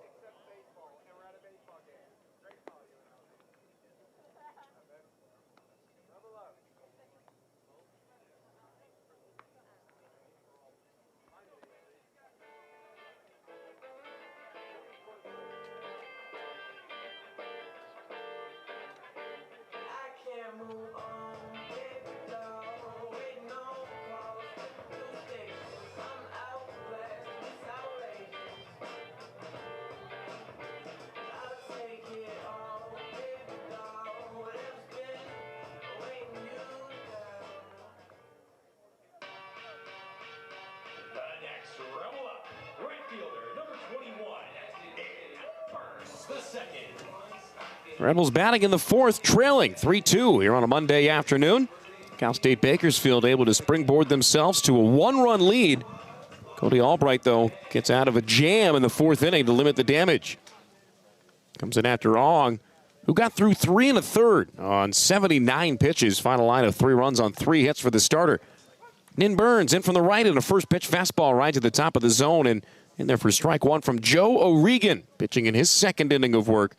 Starter C.J. Brown gave up 2 over 2 innings on 3 hits. No walks and no strikeouts before O'Regan came in and was really efficient in a 1-2-3 third. This next one buried in the dirt. The 11th pitch of the game goes as ball 1 to Burns. Then with an RBI triple in his last time up. Gap shot to the right center field area. He was able to stretch it all the way for 3. 1-1 pitch. Beautiful looping breaking ball. Tumbles in there at 80 for a called strike 2 to Nin. Cooper Chef on deck. Jack Salmon, who homered in the 2nd, in the hole to start the 4th. O'Regan, 3 up, 3 down so far, trying to extend the streak. The full windup and the lefty deals. Burns slices one the other way, heading towards the right field corner. Fading and foul on the warning track. Just shy of the 335-foot marker. Burns has a natural inside-out swing, and definitely a strong guy, even though he's not huge. That one was all hands and wrists, just flicking it down the right field line. Wind blowing a little bit towards center again. Didn't do too much to knock it down. Burns gets a bat, gets back in from the right. And O'Regan on 1-2 takes the side from his catcher, Carter Jorison. He sidesteps to third, picks up the right leg, throws with the left arm, and the 1-2 pitch cut on and missed for strike 3. Burns extends the strike zone, reaches and misses at a high, elevated fastball at 89, and it's the first strikeout of the game for the Rebels as a team. Cooper Chef starting at short today, 0 for 1 with a tapper to second. Chef starting for the 15th time at shortstop this year. When he plays short, the Rebels have success. They are 10-4 when Cooper Chef starts at short. Not quite his shift, but Thompson, the second baseman, almost behind the bag. And Chef straightens up on a 2-seam fastball, running back through the front door over the inside for a strike. Third baseman Morisaki hugging the corner and shaded deep. Elijah Pelayo with a short deep as well. Sheff takes down. Count goes even at 1. Sheff 0 for 1 already with that ground out. Outside of the home run on Sunday, Sheff with just one other hit this weekend. That was all the way back on Saturday night. It was an RBI double. It's this one on a big chop foul on the third base side. Nice play and foul ground by the third base coach, Corey Vanderhook. The hitting coach throws it towards the third base dugout. As Sheff, with the 1-2 count, gets back in. First pitch, a called strike. Then the ball, then the foul ball. On the 3 pitches of the at-bat so far. 1-2, O'Regan winds and delivers. That's in the dirt. A good take by Sheff.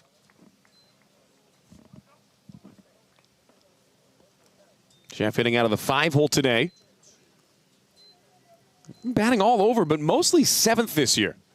Good to see Cooper sliding up in the lineup. He's a guy that profiles well with power.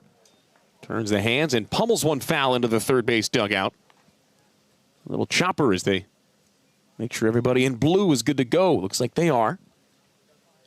There's the souvenir as a coach comes out of the dugout with it held above his head. And he'll try that one again. Another 2-2. Swung on, hit foul again. That time off the front facing of the third base dugout. So on the 3 foul balls of this at bat, Sheff has pulled all of them, getting ahead of off-speed pitches from O'Regan.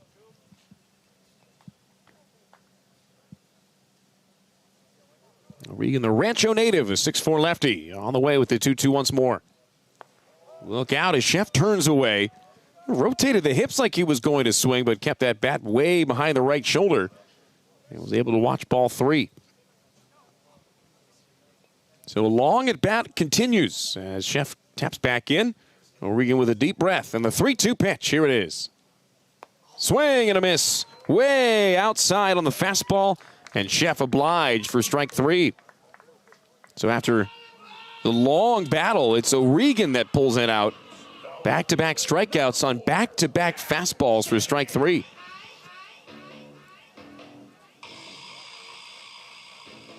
Cal State Bakersfield on top of UNLV. 3-2 in the bottom half of inning number 4.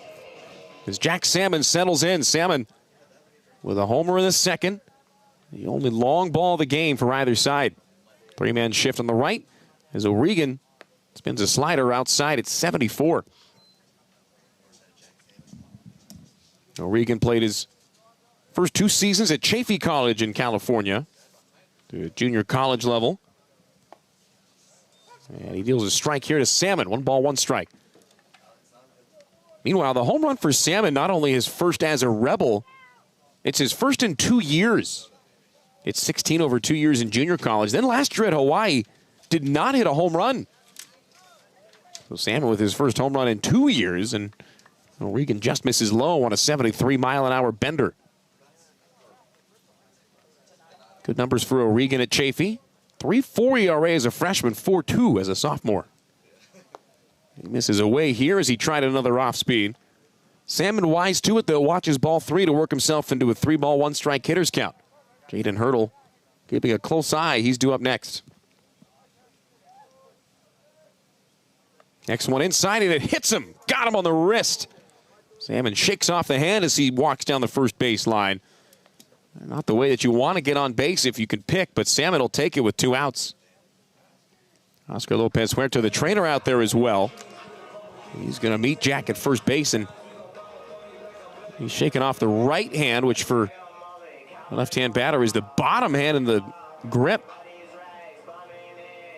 The test really quickly. Oscar just had him shake his hand really hard as if he were meeting him for the first time. He took off the glove. He's shaking off the right hand. Before Hurdle can bat, they're going to make sure Salmon's good to go, and it looks like he is.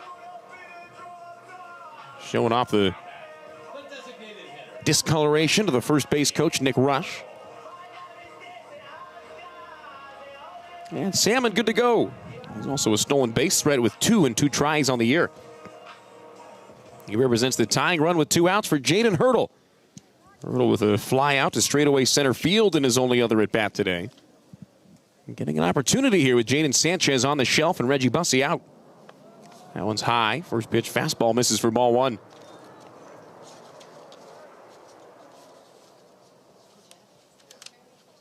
Hurdle batting with a runner on and 2 down. So far this year with 2 outs, Jaden Hurdle hasn't had many opportunities. O'Regan's pitch, lined into the left center field. That'll drop for a base hit. Rounding second and zooming to third base is Salmon. The throw going to be to the bag at second. Salmon in at third. Hurdle in behind him with a 2-out stand-up double. As soon as he hit it, he knew it was postmarked for the grass. He was on his source and stretched what more than likely should have been a base hit into a double with the hustle out of that right-hand batter's box. It's the second double of the year for Hurdle. And that sets up Connor Talixon with the runners on second and third and 2 outs. Looks like we're going to have a pinch hitter, actually, for Talixon. It'll be Gavin Taylor given the opportunity to hit. So instead of Talixon, who started the game behind home plate and grounded out in his first at-bat, here's Gavin Taylor, the pinch hitter. Pinch hitting for UNLV, number 44, Gavin Taylor. So pencil in Taylor for Talixon on your scorecard. Taylor, a pinch hitter yesterday in the 7th inning. He was hit by a pitch, and the only time he got in there in the win, or in the loss, I should say, yesterday. Now, before we can bat, the catcher Jorson goes out and will slowly walk to the mound. While there is action in the Cal State Bakersfield bullpen, this one, I would guess, exclusively to buy time for the right-hander warming up. O'Regan, not necessarily a guy who's going to stretch it out in terms of length, in terms of pitches. In fact, in his 4 outings this year, he's only gone over an inning once. He's only faced more than 8 batters. He's only faced more than 6 batters once, and that's going to do it. That was some gamesmanship for sure. So cat and mouse managerial matchup goes back and forth. Stan Stolte pinch hits Gavin Taylor for Connor Talixon, and it sure looks like Jordan Banfield's going to go to the pen. Head coach slowly walks to the mound. Yeah, he is taking his time. Meets with the entire infield. Now the home plate umpire Kyle Fecto is going to walk out. And as soon as he gets within shouting distance, he'll call to the pen. So that's going to do it for O'Regan. Scoreless inning in 2/3 thus far, with runners on second and third his responsibility. O'Regan gives way to a new arm coming in. We'll have the update when we return. Cal State Bakersfield leads through 3-2 with the Rebels threatening. Gavin Taylor with a pinch hit at bat when we come back from Earl E. Wilson Stadium.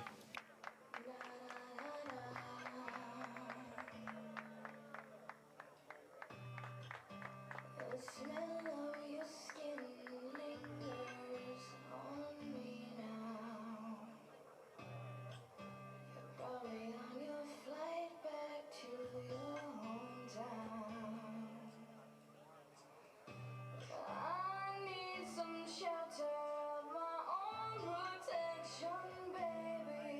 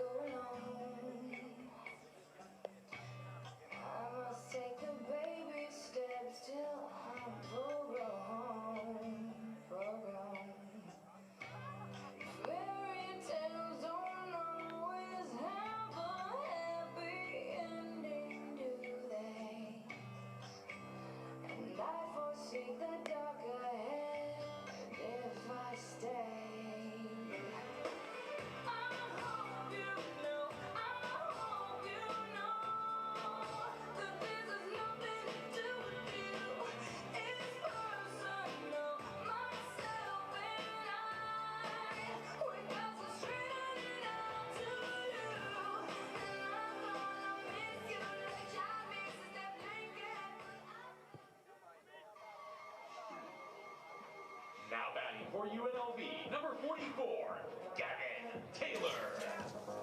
For the second time in as many days and the 12th time on the year, Ethan Myers emerges out of the Cal State Bakersfield bullpen. He threw an inning in 2/3 yesterday in a 9-5 loss for the Roadrunners, and he comes in against Gavin Taylor here with CS Bakersfield on top 3-2. Runners on second and third are Hurdle and Salmon, and Gavin Taylor aggressively hacks at a first pitch off speed and misses. Nothing in one the count as Myers replaces O'Regan. No runs charged to the left-hander as of yet. Salmon and Hurdle his responsibility if they were to come in, as Myers puts his 9 ERA and his 3-2 record on the line. Oft-used freshman out of Clovis, California, flips a curveball, and Taylor comes up empty on a big swing and miss. Myers out of Buchanan High School in Clovis. His college debut against Southern Indiana on the 13th of February and has pitched just about every series since. Definitely one of the favorites for head coach Jordan Banfield. Here's the 0-2 to Taylor. Way upstairs at 90 on the fastball. In 21 innings on the year, 14 strikeouts and 5 walks for Ethan Myers. He's allowed 34 hits, including 10 of them for extra bases. It's been knocked around a bit, but limited the damage as of late. Throws that one in the dirt. Outstanding stop, sliding to his right by Jorison behind the dish. Yeah, yesterday faced 8 batters over an inning and 2/3 against CSUN. Northeast part of LA, Northridge. 2 runs on 3 hits. 2 of those hits were a triple and a double. Taylor hits on foul into the third base dugout as the battle continues on 2-2. O'Regan in the 4th struck out the first 2 batters he faced. Burns and Sheff in back-to-back fashion. He then hit Salmon on the wrist. Gave up a double to Hurdle into the left center field gap before giving way to Myers. Myers trying to strand the inherited runners. He sets on 2-2. The freshman kicks and deals. Overhand curve. That's down and away at 75. 3 balls, 2 strikes the count. With first base open, you don't have to come to Gavin Taylor necessarily with anything too sweet over the middle. But with Gunnar Myro on deck, you want to try to go for the out here with 2 down. Here's the 3-2. Swung on and fouled straight back. Taylor lives to see another one.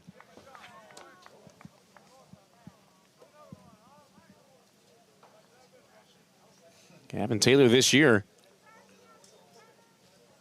is not batted with 2 outs yet in a game. Taylor, beg your pardon, 171 hitter on the year, 6 hits in 35 at-bats.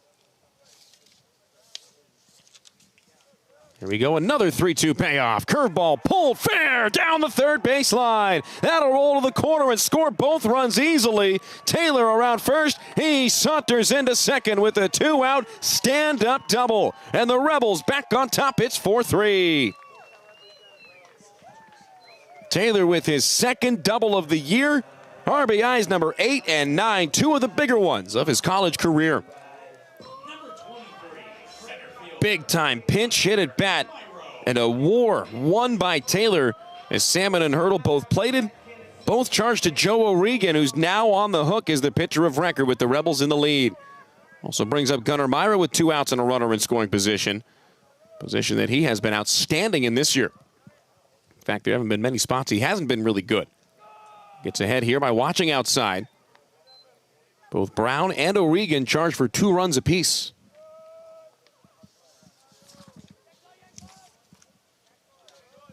Myro so far today, a 1-4-3 comebacker ground out.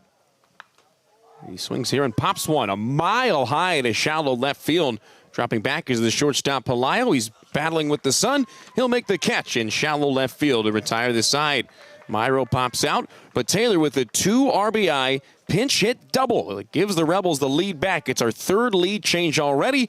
And after 4 innings full here at the Earl, it's the Rebels on top of the Roadrunners 4-3. Series.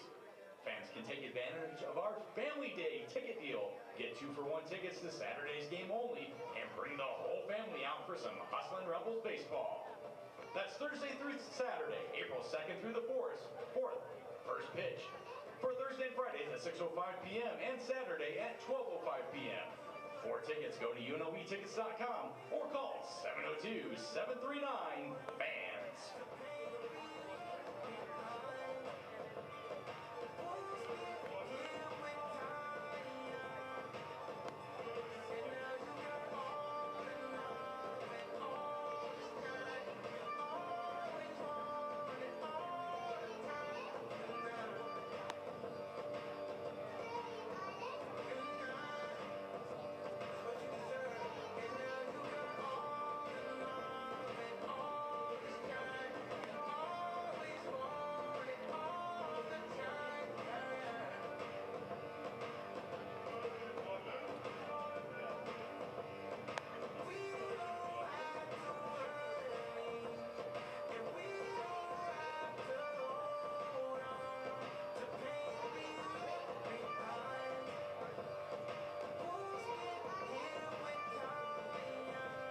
Defensive change for UNLV remaining in the game and catching number 44, Gavin Taylor.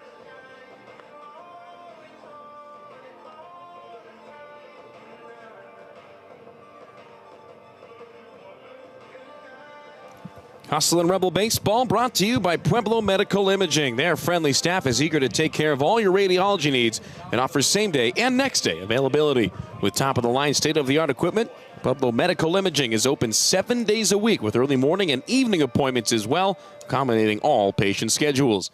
Matt and Everett here at Earl E. Wilson Stadium, top of the 5th inning. UNLV leads Cal State Bakersfield 4-3. Cody Albright staked to the advantage. Throws a first pitch strike to Evan Cloy, the DH 0 for 1 so far, and falls behind 0-1 to start his third plate appearance. Joe O'Regan responsible for the go-ahead runs on a pinch hit, 2 RBI double from Gavin Taylor. As Cloyd pulls one foul, he goes behind 0-2. Cloyd wearing number 25, a big dude at 6'1". Transfer from Cal Poly, originally from Bakersfield, so was in San Luis Obispo, wanted to come back home.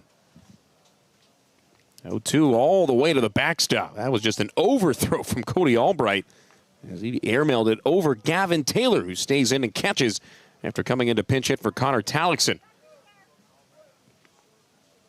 Taylor with no chance on that one, and with the bases empty, no harm, no foul on ball 1. Here's the next one on the way. Breaking ball. Pummeled straight back, and the count stays a ball and 2 strikes.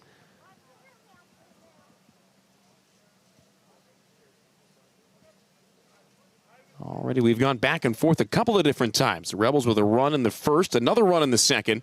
Cal State Bakersfield got on the board with 1 in the third, 2 more in the fourth. The Rebels respond with 2 of their own in the bottom of the inning.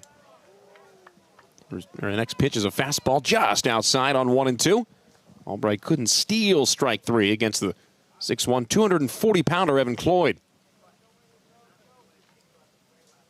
Third baseman Berrigan hugging the line as Albright brings home the 2-2. He'll fade it outside on a ball. 81-mile-an-hour slider way off the outside edge. And it's another 3-2 count. That was one of the issues for Felix Ong, who was only able to get through 3 1/3 innings. It's the 3-ball, 2-strike count. Full count offering. Popped up to the right field corner. Charging is Nin Burns. Right fielder slows up, reaches up, and makes the catch while tiptoeing the chalk line. Fair. Cloyd pops out to Burns for the second time in as many at-bats. It was a sacrifice in the third. This one a leadoff fly out here to start the top of the 5th inning. Number 21, first baseman, Devin Wilkes. With the bases emptied, Evan Wilkes, the first baseman, steps in from the left. He's grounded out to short on a fielding error by Cooper Sheff. Stranded on third in the bottom of the first. He then struck out swinging against the starter Ong in the third. First time he's gone up against Albright. Albright starts him with a curve, but misses it high. Couldn't get that thing to tumble, and the count goes 1-0. Wilkes hitting out of the 3 spot this afternoon. Out of Pacifica High School in California. Swinging a fly ball straight back, and it's 1-1. Wilkes, a true freshman, one of the highest rated first basemen in the state of California coming out of high school. 24 home runs and a state title as a junior in high school 2 years ago. That was a school record. 24 in a year in high school is ridiculous. He turns away from this one, and the first baseman goes ahead. 2 balls and 1 strike as Albright struggling up. That's been his main miss this afternoon, at least so far here in the small sample size. And he stretches, kicks, and fires here. Yeah, there's the curveball, wouldn't you know it? High to move the count to 3 balls and a strike. Kanoa Morisaki on deck, watching closely. Meanwhile, the bullpen is up. I don't see anybody throwing at the moment for Cal State Bakersfield, but a couple of bodies standing down the left field line. Albright hits the batter. 3-1 fastball rides in and gets Wilkes on the upper part of the arm, it looked like. So it's the second hit batter of the game for Rebel pitching. The other one coming to bat now, and Morisaki. 3-2, or 4-3, I should say. Rebels on top in the 5th.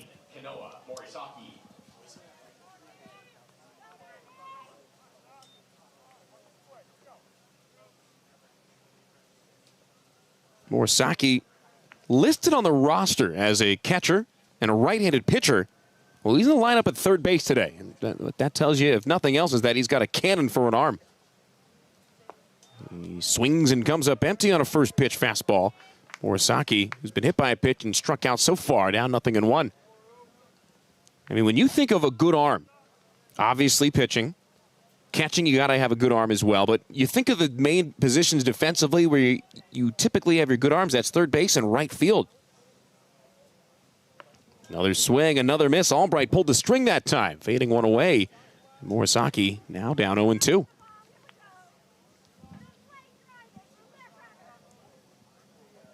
Morisaki entered last weekend's series in a 16-game on-base streak before it was snapped against CSUN.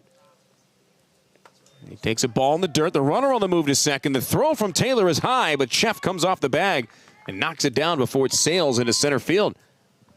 So a wild pitch going to advance the runner from first to second base. Great ball and dirt read. College coaches at any level love it when guys will take that extra 90 on a pitch that bounces. You got to read it on the way in.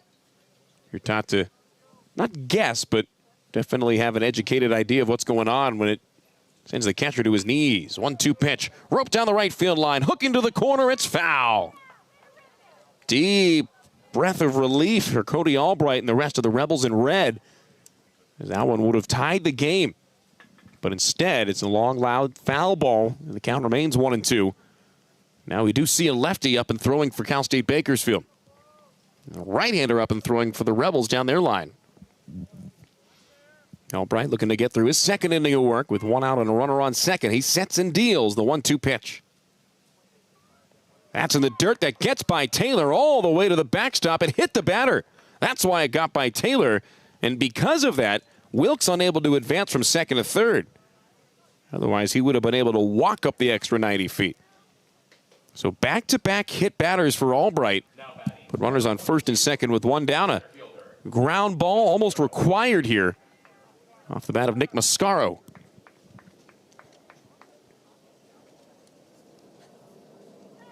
Time called here is the second baseman, Marcos Rosales, that goes in to have a word with Albright. See some movement between the right field dugout and the bullpen as the Rebels scramble here in the 5th.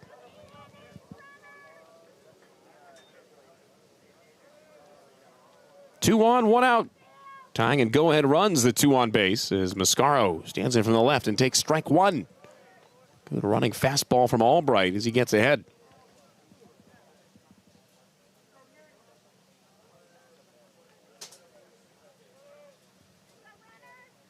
Albright, starter earlier in his college career, but now more of a long relief specialist, and a strike there makes it 0-2. In fact, last year with UNLV, 4 starts and 14 appearances, 2-1 record, and a 4.08 ERA. Really good stuff for him last year. Numbers haven't been quite as sterling here in 2026. The 0-2, right down the middle, called for strike 3. Mascaro knew it right away as he's rung up for the second time in as many at-bats. Albright, with his second strikeout, he's gotten Mascaro on both occasions. Every out's big, but that one massive with the tying and go-ahead runs on the base paths. And Elijah Palaio now looks to extend the inning for Cal State Bakersfield. He's popped out to first. He doubled and scored as well in his 2 at-bats. Been picking up a bit and blowing straight away towards center again as Albright gives up a ground ball back up the middle. Underneath his legs. Knocked down, but Pye, the second baseman, Rosales into center field. The run scores. The throw goes to third. In behind him safely at second is Pelayo. An RBI base hit ties the game. That's the go-ahead run on third, and Pelayo on second represents an insurance run. He didn't hit it all that hard either. Just kind of snuck it under the shoelaces of Albright. Rosales did everything he could to keep it down. I think he did get a piece of it, but instead he was able to sneak through, and we're back even at 4. Here Acevedo trying to put Cal State Bakersfield on top again. It's been a seesaw affair. Back and forth we go in a cat-and-mouse duel. Acevedo has walked and struck out in his 2 at-bats, and he takes strike 1 at the letters here. Albright throws one over the plate at 91. Albright came into the UNLV after 2 solid years at Paradise Valley at the junior college level. Not outstanding, but not terrible either.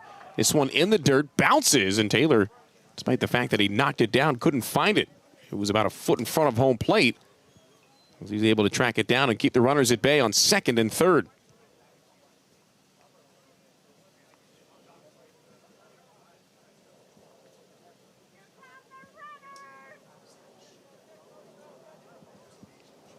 They're kicking the 1-1. That's at the letters. Good pitch there by Albright. 89 on the fastball for a strike. 1-2 the count. Rebels in the bottom of the 5th will send the top of their lineup up. Albright's trying to do so in a tied-up ball game. He sets and delivers. And he got him swinging. Strike 3 on the breaking ball down. And Albright limits the damage to 1 run on 1 hit with no errors and 2 runners stranded on base. With that, we've played half a ball game. 4.5 down, 4.5 to go. This is Hustlin' Rebel Baseball. UNLV and Cal State Bakersfield tied into the bottom of the 5th. Rebel fans, download the UNLV Game Day app today and stay up to date on all of your favorite UNLV teams with notifications straight to your phone. Get today's game program, schedules, live stats, rosters, streaming audio and video, venue maps, and special offers from UNLV partners. Search UNLV Rebels in the Apple and Google Play stores today.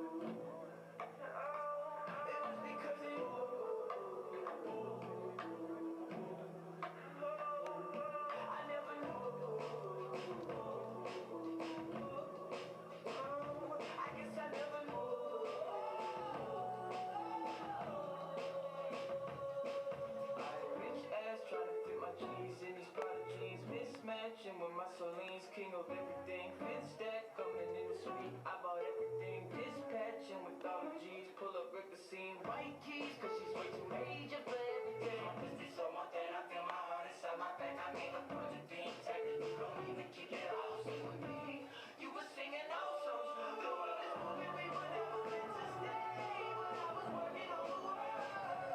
I guess I thought that if I gave you what I had, I guess I thought that it would work.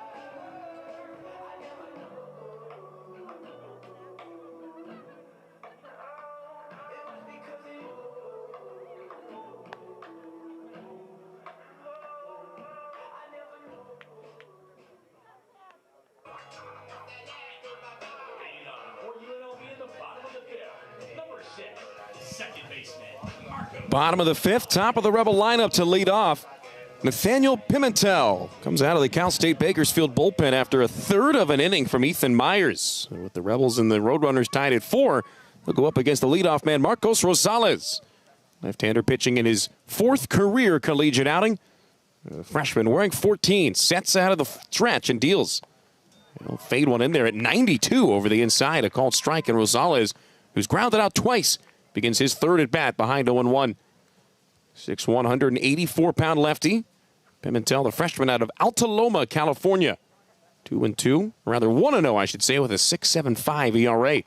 Rosales takes a healthy cut, comes up empty on 93. And he's behind 0-2. Pimentel, the 4th pitcher used as mentioned. C.J. Brown went 2, giving up 2. Joel Rogan went an inning and 2/3, allowing a matching pair. Ethan Myers faced off against 2 batters, got 1 out. Give up a couple of RBIs on a double. 10 pitches, 6 strikes for Myers. 0-2 to Rosales, hammered down the left field line. May shaded deep, has to come in. It bounces off the base of the wall. Around first, heading to second is Rosales. Throw up the line, pulls the cutoff man Pelayo off track, and it's a leadoff double for Marcos Rosales. His 13th double of the year, leads the Hustlin' Rebel roster, and just like that, you've got your go-ahead run on base to start the 5th.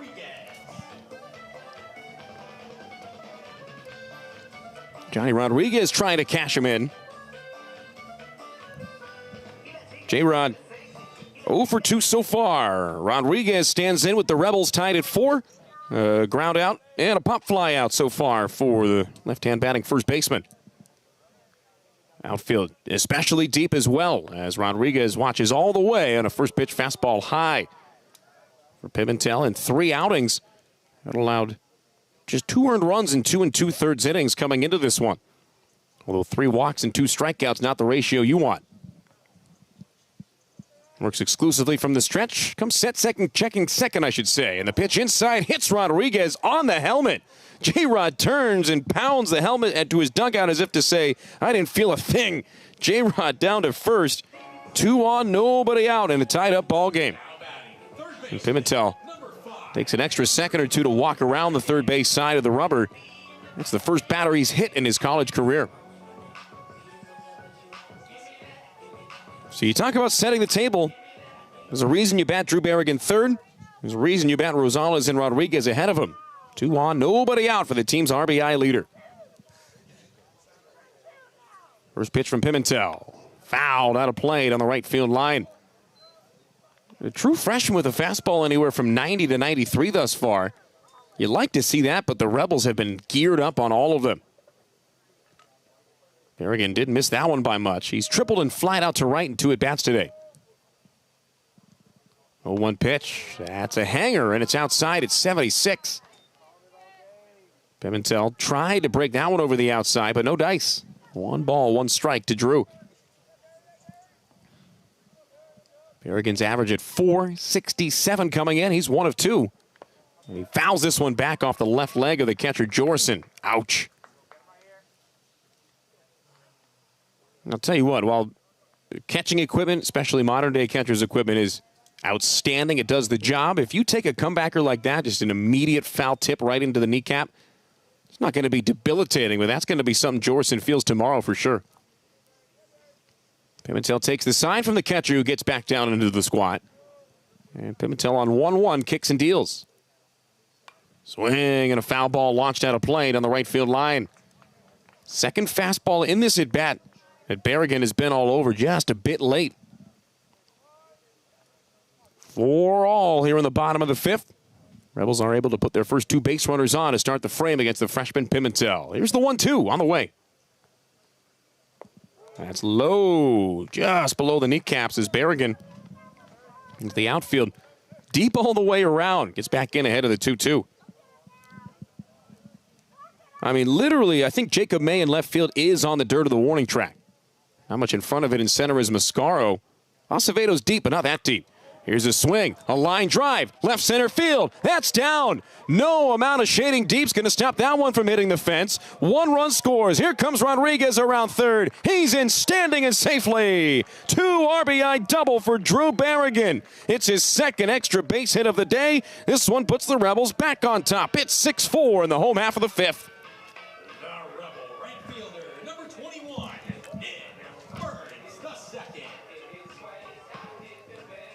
Rosales and Rodriguez both on their horse from the second Berrigan made contact. No doubt that one was going to drop, and good to see Rodriguez, who's not a burner per se, able to score from first on the play. The outfield stays deep again for Nin Burns the second, who has tripled home a run and struck out so far. One against the starter Brown, one against Joe O'Regan. Watching all the way, he'll take a fastball right down the middle. Takes a second to walk around the right-handed batter's box as if to say, yeah, it is one that I would like to see again. Nin Burns has been an extra base hit machine this year. Great addition in his 5th year of college ball. There's an off-speed that fades high. 1 ball, 1 strike to Burns. I mean, just looking at the numbers for Burns, he's got 33 hits on the year now after the triple. 15 of those 33 for extra bases, almost half. Pimentel bounces the 1-1 pitch. That'll go by the catcher. Jorson to the backstop. Berrigan advances to third base on what will be ruled a wild pitch. And now Burns has the job get that much easier for him. Really, as the batter, it doesn't change with 0 or 1 outs. It's basically either 2 outs or less than 2 outs. Kind of changes how you do things with a runner on third. 2 balls and 1 strike to count to Burns. He just look to elevate something here and at the worst bring home the run on the sacrifice. Instead, he pulls one on the ground and he yanks it foul. 2 balls and 2 strikes from Pimentel. Well, he was due to give up a couple of runs at least because in his now 4 collegiate outings,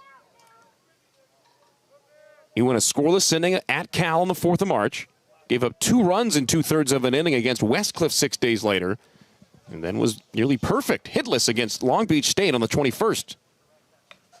Burns pops this one up on the right side of the infield. Pimentel off the mound, but he's called off by the first baseman, Wilkes. That's a play that you would rather have your first baseman make every day of the week. And Burns, who barely got a piece of that one, had just enough to push it up into the air. And underneath it is Wilkes for the out. Berrigan unable to advance. He stays on third base with 1 down. You talk about a guy who's due no further than Cooper Sheff. Sheff hitless today, just 2 hits in the weekend series.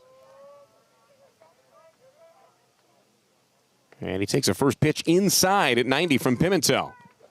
I mentioned already that Pimentel, it is now 4 outings. No runs, 2 runs, no runs, and 2 runs so far.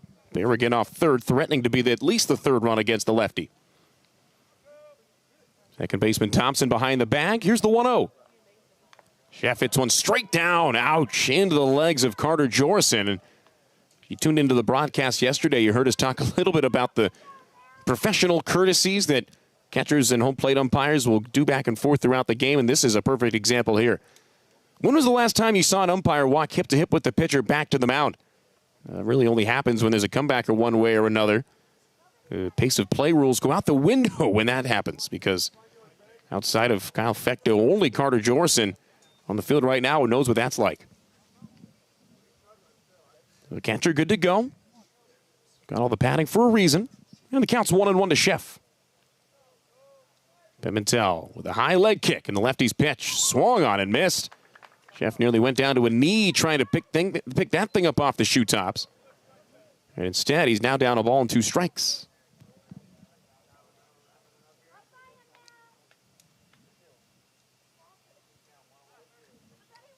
Outfield deep as Pimentel sets. And the next one on the way is swung on. Hit on a line to short. Picked up on one big hop by Pelayo. The runner on the move to the plate. The throw to first is in time for the out. But Berrigan scores to make it a 7-4 ball game. And that was kind of a unique instance there where Berrigan did freeze on contact. He wanted to make sure that the throw wasn't going to come home. Pelayo caught it. Did the right thing by giving him a glance. But as soon as his gaze went towards first, Berrigan took off. And to Pelayo's credit, when you're kind of caught with your pants down like that, your only option is to get that out at first. You don't want to have to check it, maybe throw home, maybe get the out. You take the surefire thing with the outs hard to come by for Pimentel in this inning. So now with the bases clear and 2 down, it's Jack Salmon standing in next. First pitch curve right down the middle for a strike. 7 runs on 7 hits for UNLV. 4 runs on 4 hits for Cal State Bakersfield. Three-man shift on the right against the left-hand batting left fielder. Salmon has homered and been hit by a pitch, scoring on both occasions. Another breaking ball. Another one right down the chute, and another one rung up for a strike. So Salmon is the sixth batter of inning number 5 in an 0-2 hole, as Pimentel tries to retire the side after giving up a career-high 3 runs so far. Here's the pitch on 0-2, way off the outside. Jorson knifing the glove out to the left to keep it in front.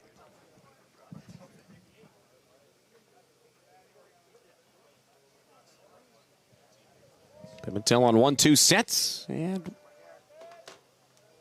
takes a glance at the plate and deals. Salmon pulls one foul off the facing of his own dugout on the first base side. Cody Albright was able to get through the top half of the 5th inning, but after Albright was laboring in an inning and 2/3, 29 pitches, you would assume the Rebels might bring in a new arm. We'll see. 1-2, swing and a miss, strike 3. Salmon unable to catch up to the breaking ball, but a 3 spot for the Rebels. Not only the biggest offensive inning of the afternoon for either side, it also gives UNLV a 7-4 lead. We've played 5 innings full at the Earl. Rebels on top by 3. Top of the 6th coming up next on the UNLV Athletics YouTube channel. Season long.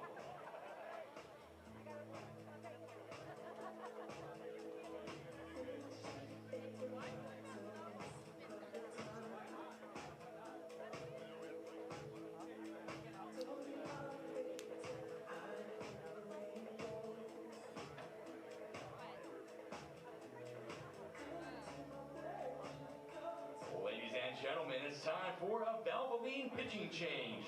Now entering the game for the Hustlin' Rebels, number 33, Tate Foxen. Tell me that I'm the one. Rebel fans, make some noise and remember to trust the performance professionals at Valvoline. Only 5, then we can go all night. Then we can go all night. So if you want me, tell me that I'm the one. Say that you love me too. Kisses don't come for free. So what you waiting for? Back to mine. Only 5, then we can go all night. Then we can go all night. Then we can go all night. Then we can go all night. Then we can go all night. Then we can go all night. Then we can go all night. So if you want me, tell me that I'm the one. Say that you love me too. Kisses don't come for free. So what you waiting for? Back to mine. Only 5, then we can go all night. Then we can go all night. So if you want me, tell me that I'm the one. Say that you love me too. Kisses don't come for free. So what you waiting for? Back to mine. Only 5, then we can go all night. Then we can go all night. So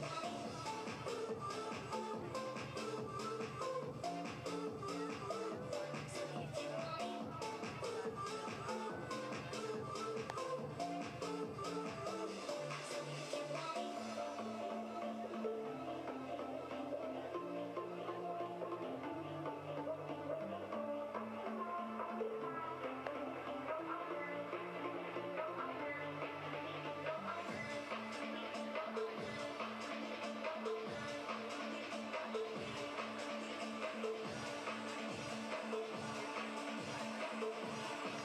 me.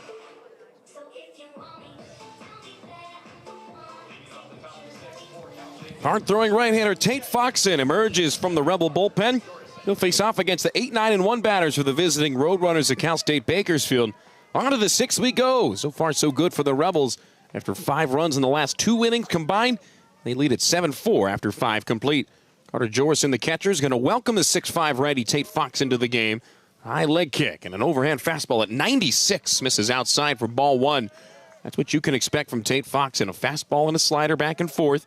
The Venice Beach native at 6'5", 200 pounds. A physical specimen. Command has been the only thing lacking in his collegiate career. There's a swing and a line drive. That's down in the gap. We'll see how far it rolls past the center fielder. Myro picks it up. On his horse, now slamming on the brakes is Jorson. The throw behind the runner forces him to sprint back to the bag at first. He'll be content with a leadoff stand-up base hit. Jorson with his second hit in as many at-bats. He's 2 for 3 in the game. The second baseman, number 23, So for Tate Foxen, well, he hasn't allowed a lot in terms of runs. He's issued a good chunk of walks along with a big chunk of strikeouts. 16 Ks, 10 walks in 10 and a third innings this year. 3.48 ERA, not bad whatsoever. Goes that one at 93 over the inside. A called strike makes it 0-1. Brendan Thompson, the second baseman, batting from the right side. His 2 previous plate appearances, he's grounded out to short and he's walked. The walk was against the starter Ong, and it bounced him from the ballgame. Berrigan tight at third in case of a bunt.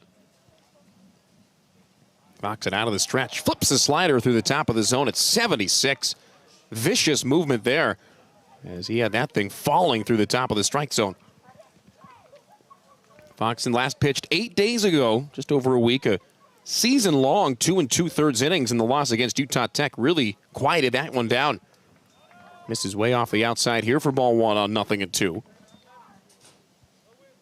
That was the 11-1 loss. Foxen was only responsible for 1 of those runs, and as mentioned, went longer than he had in any outing in his career, or in his season, I should say. Season high 44 pitches for him. See what he does here on 1-2.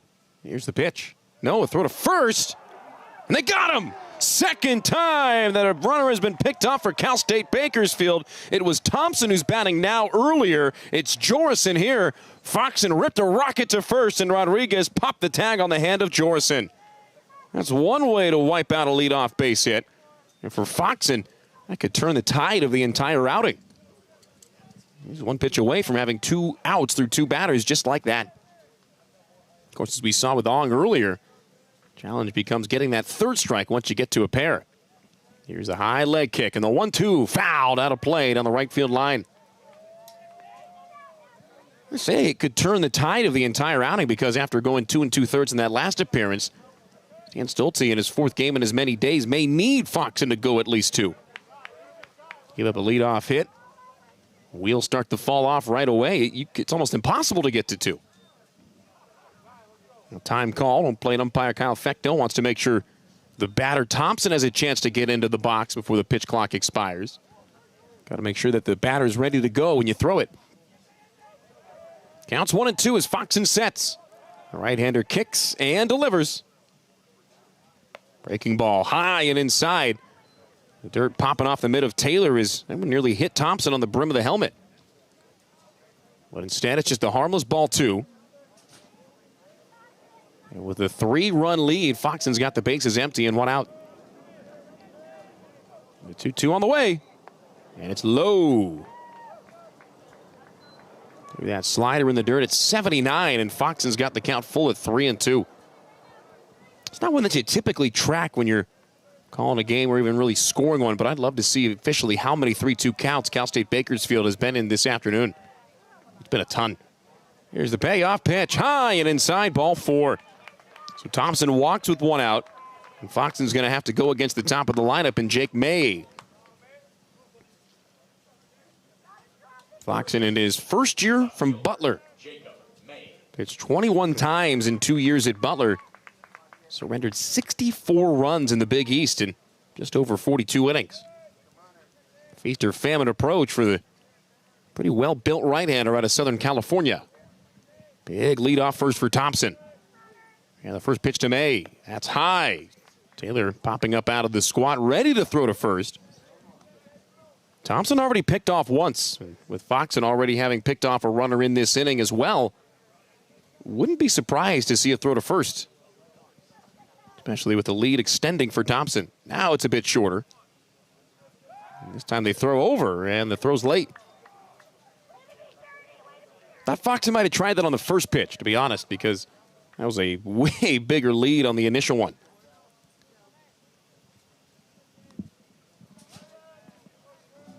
Middle infield double play depth. Foxen 1 pitch away from getting out of this inning. With a short lead, another throw over there, and he's safe again. Thompson, at this point, after that last one, has the extent of his lead. Would not expect him to go further than he was on that last one. And again, with Foxen already having picked off a runner, I'm sure that's in the back of the mind. Tate brings home the 1-0. And it's cut on and missed. That was power on power. 93 at the top of the zone. May took a hardy cut but couldn't catch up to it for strike one. May is 1 of 3 so far with the ground out to first. A triple in the third. And a fly out to Burns and Wright to retire the side in the fourth. 1-1 on the way. Here it is. And that's just up and outside. And Foxen, like Cody Albright, a bigger guy, and like Albright as well, the miss is up. They don't miss down a ton. For Foxen, with an even shorter arm action than Albright, that's kind of what you would expect. Throw to first. Tight play, and they got him again! Picked off at first again is Brennan Thompson. And the ball hadn't even left the glove of Johnny Rodriguez before Jordan Banfield, the head coach for Cal State Bakersfield, said, yep, we want to challenge that. So what's interesting here is that it's not Scott Jones, the first base umpire, who made the call that's going to go over on the review. It's Adam Dowdy, the crew chief, the second base umpire, and Kyle Fecto, the home plate umpire. So if the call stands, Brennan Thompson picked off at first for the second time in as many times on base. You won't find many batters that get picked off twice in a year. Typically, you'll get a little gun shy, and just from personal experiences, that's one of the most deflating feelings on the baseball field is getting picked off, especially at first. And Foxen with a plus pickoff move, as it stands now, has picked off 2 runners in an inning, including Thompson for the second time in the game. The umpire's down the first base line on the cell phone again. I'm sure across other setups and other broadcasts in college baseball, you'll hear every joke imaginable about the cell phone plan. Can you hear me now? Good. Fill in the blanks here as college baseball starts to adapt to a lot of the technological advancements through Major League and other affiliated leagues. First two was the pitch clock, then a lot of the electronic communication. We've seen earpieces, the Rebels and the Roadrunners both use almost an Apple Watch. It's not an Apple Watch, can confidently say that. It's more of a wristband with the screen in terms of relaying signals, signs from pitcher to catcher, positioning of the infield and the outfield. We talked about it over the weekend. ABS is coming. It's just a matter of when and how much logistically that's going to take to get everybody to adapt. For now, replay. Its second year of operation. Already seeing a different form here in the Mountain West. Last year it was the officials going to a monitor here on the field level. Here at UNLV specifically, it was in a shade tent in front of the right field bullpen, but the decision made this year to go to the cell phone. And they're talking about a potential pickoff for Thompson.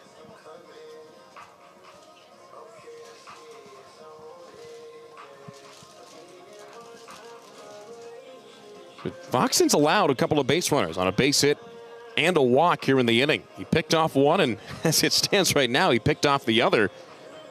I have a feeling Jacob May, who leads the team, rather second on the team in stolen bases with 7, if he were to reach, may not try to test the arm of Foxen at first. I don't know. At least that'd be the smart call. So it looks like Kyle Fecto is ready to write something on his scorecard. He is writing right now, and here comes the crew chief, Adam Dowdy, to give us the announcement on the replay review.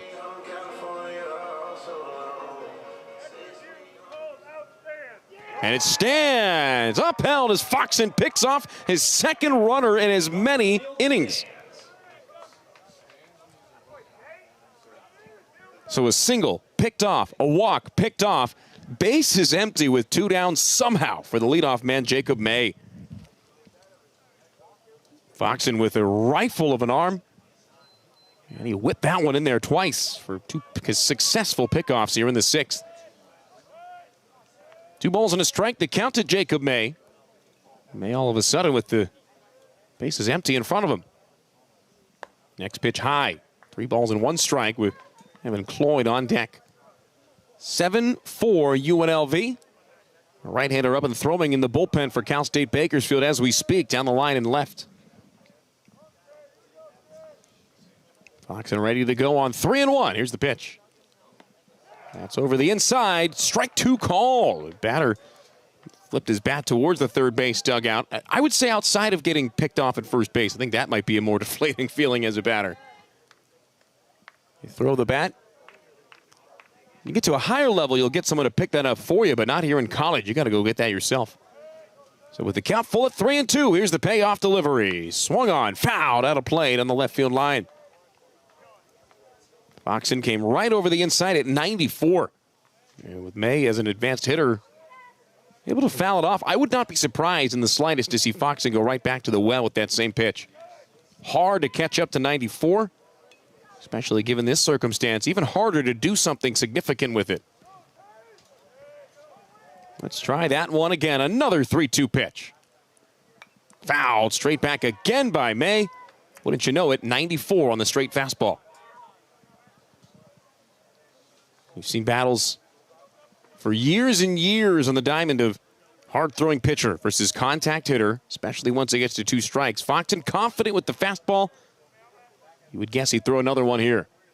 Third, 3-2 payoff delivery. It's a fastball. It's swung on. It's missed. And that's a 1-2-3-6. A single and a walk, both picked off. May down swinging to retire the side. Foxen takes care of business, and the Rebels will try to add on in the bottom of the 6th. Nothing going for the Roadrunners, and after 5.5, UNLV on top 7-4.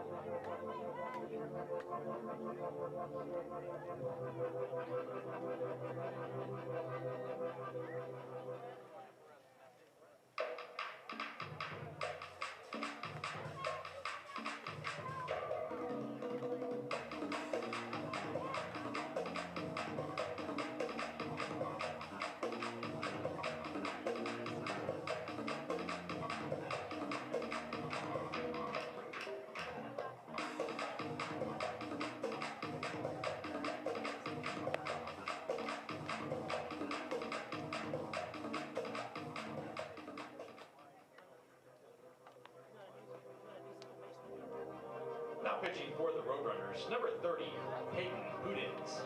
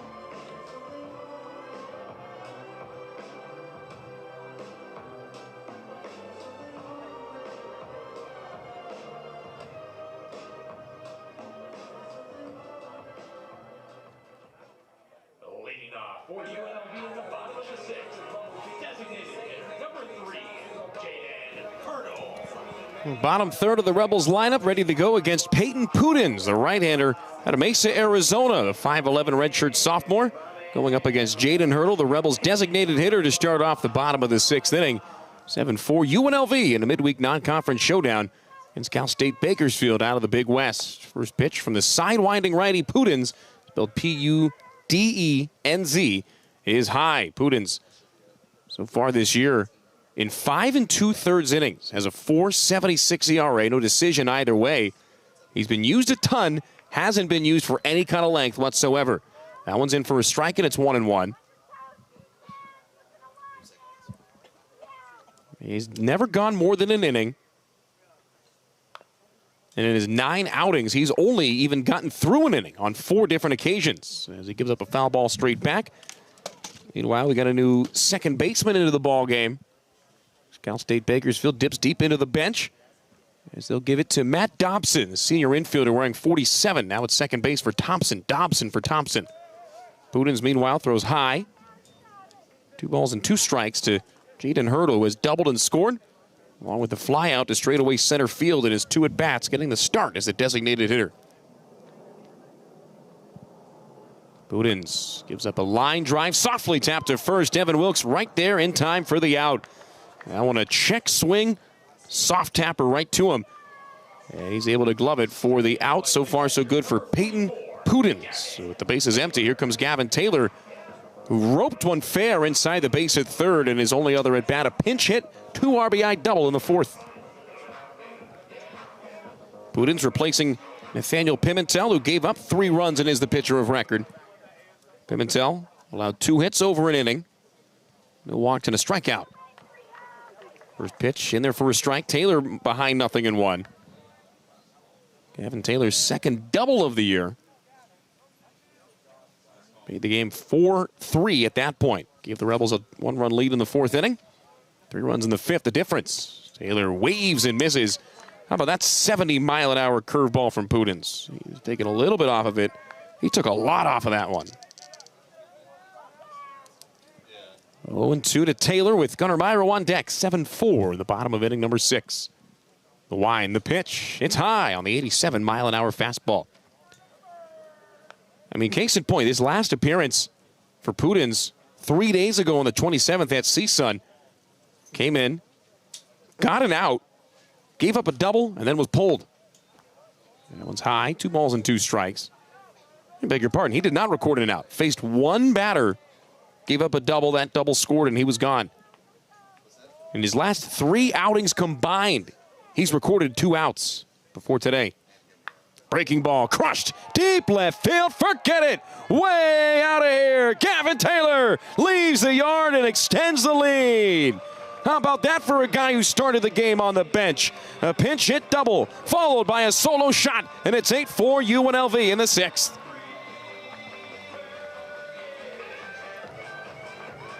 He absolutely clobbered it.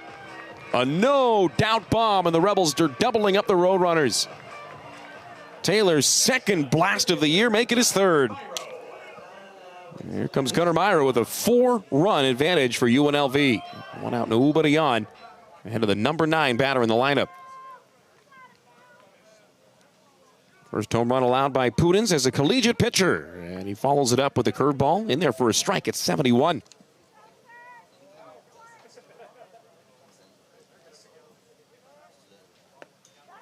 Myro comes up empty on a big swing and a miss. 86 on that last fastball. 0-2 count to the center fielder who has grounded out. 1-4-3 on a comebacker off the glove of the pitcher. He also popped out softly to the shortstop. Swing and a foul ball back underneath the legs of the catcher, Jorison. Myro just able to get a piece of 71. Myro has ended each inning in which he's come to bat. Typically not his MO, and he's typically a guy who extends innings, not ends them. Pudens twists one away here. Count goes to 1 ball and 2 strikes, a good 0-2 waste pitch. Gunnar Myro with 2 outs this year. Just 4 hits and 18 at-bats. He swings and pops one up, foul, out of play on the right field line. So Gunnar lives to see another one, trying to flip the lineup back to the top. As Marcos Rosales wearing 6, the Mountain West Player of the Week on deck. 1-2 the count is Myro with just an extra second around the right-hand batter's box. It's back in ahead of the 1-2. Here's the pitch. A fisted shot, a little blooper to the new second baseman Dobson. As he charges, he gloves it. And that's out number 2 in the 6th. So 3 balls put in play. Hurdle with the check swing, line drive to the first baseman. Myro with a little blooper to second. And then a behemoth poke from Gavin Taylor, about the exact opposite of the other ones. And it'll bring up Rosales, the leadoff man. Dobson's first put out keeps the bases empty. Rosales, who doubled and scored in his last at-bat, takes strike 1 on a 70-mile-an-hour curveball. And Pudens not shy about flipping that thing in there. Rebels just waiting for a hanger. Here's a fastball, and it bends Rosales away up by the eyes for ball one. Rebels with a run in the first, a run in the second, 2 more in the fourth, 3 in the fifth, and 1 so far in the sixth. Bottom of the third and a 1-2-3 inning, the only time they haven't played in a run so far. Ball 2 to Rosales, misses high.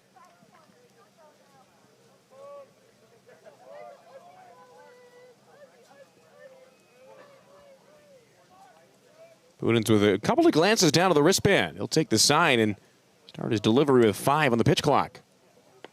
Rosales watches that one, clip the black of the outside. Man, these ones are hanging up there for a while on these breaking balls. The curve from Pudens in there for strike 2.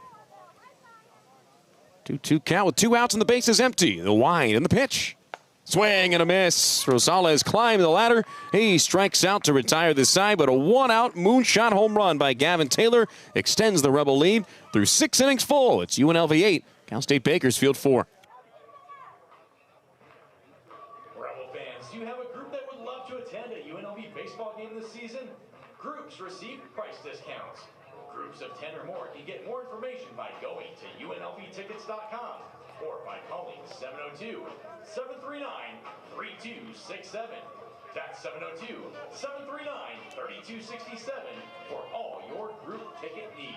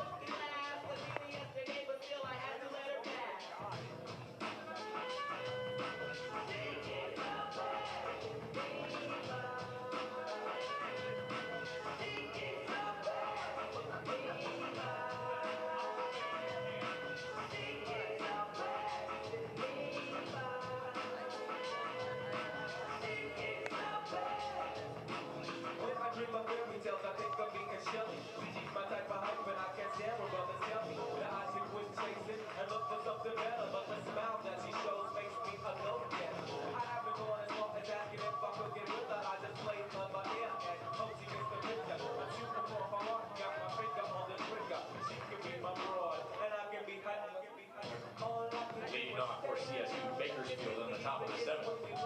Designated hitter, number 25, Evan Boyd. Monday afternoon baseball here at Earl E. Wilson Stadium. Matt Never joining you for all the action. Tate Foxen out for his second inning of work to start the 7th. Rebels on top of the Cal State Bakersfield Roadrunners 8-4. First pitch swinging. Evan Cloyd pounds one into the dirt on the left side underneath the glove of the shortstop Cooper Sheff. And Cloyd leads the inning off, reaching first base. And it'll be a fielding error to put him on. That was a big bouncer that went by Berrigan as he tried to field. Cooper Sheff behind him, kind of in no man's land as soon as that thing got underneath the glove. First baseman. So on an error, that'll be charged to Berrigan. Cloyd reaches.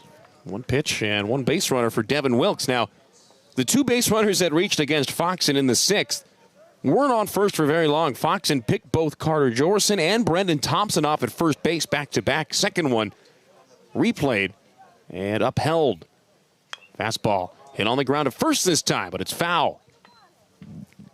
And no ill effects of an inning of work from Tate Foxen thus far. In 2 pitches here in the 7th, 95 and 93 back-to-back.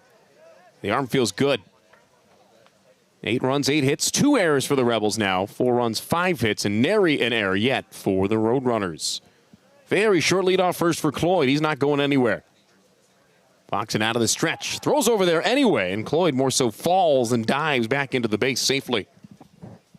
The only other error was on a fielding error by Sheff. That was back in the very first inning. It was like a lifetime ago. Berrigan guarding against the bunt, meanwhile, at third. So he's in the base path and hugging the line. Rodriguez holds on at first, so some room to the corners on a ground ball. The outfield playing Wilkes to go the other way. Way off the line and right is Burns. The 0-1, here it is. Fastball, rather a curve at 78. Swung over the top by Wilkes, and he's not down nothing in 2.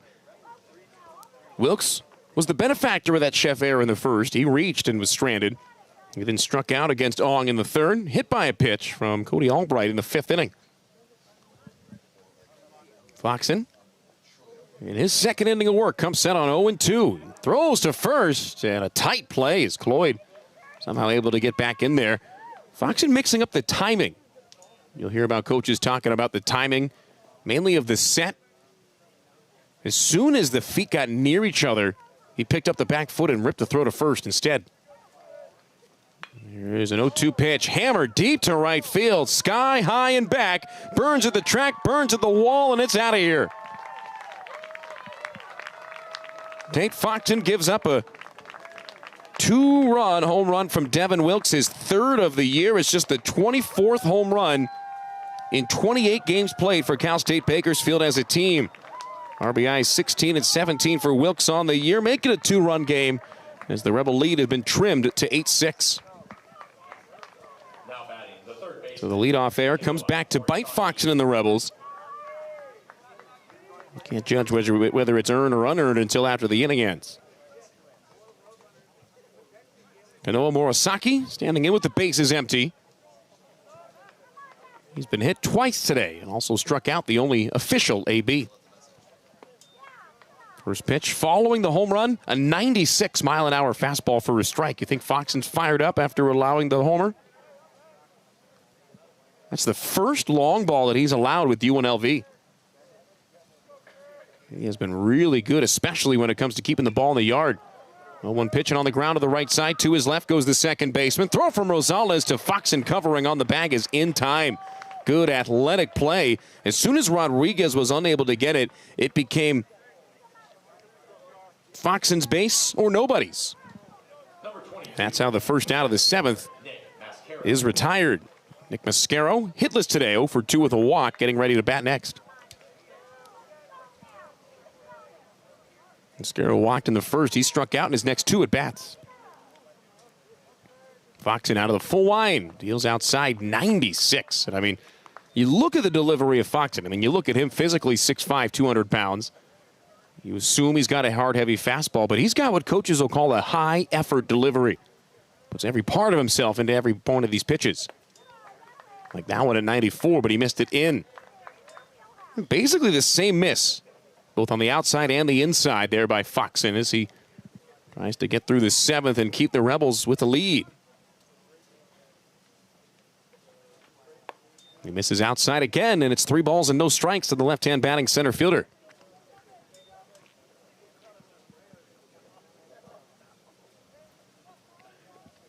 Wind picking up. It's blowing really strongly to center field. And while that Wilkes home run would have been gone anyway, I'm sure that only added to the distance to right. Foxen well behind at 3-0, trying to come all the way back here. Starts that process by flipping 91 over the outside. That's his get me over fastball at 91. For a lot of guys, that's as hard as they'll ever throw it, if that.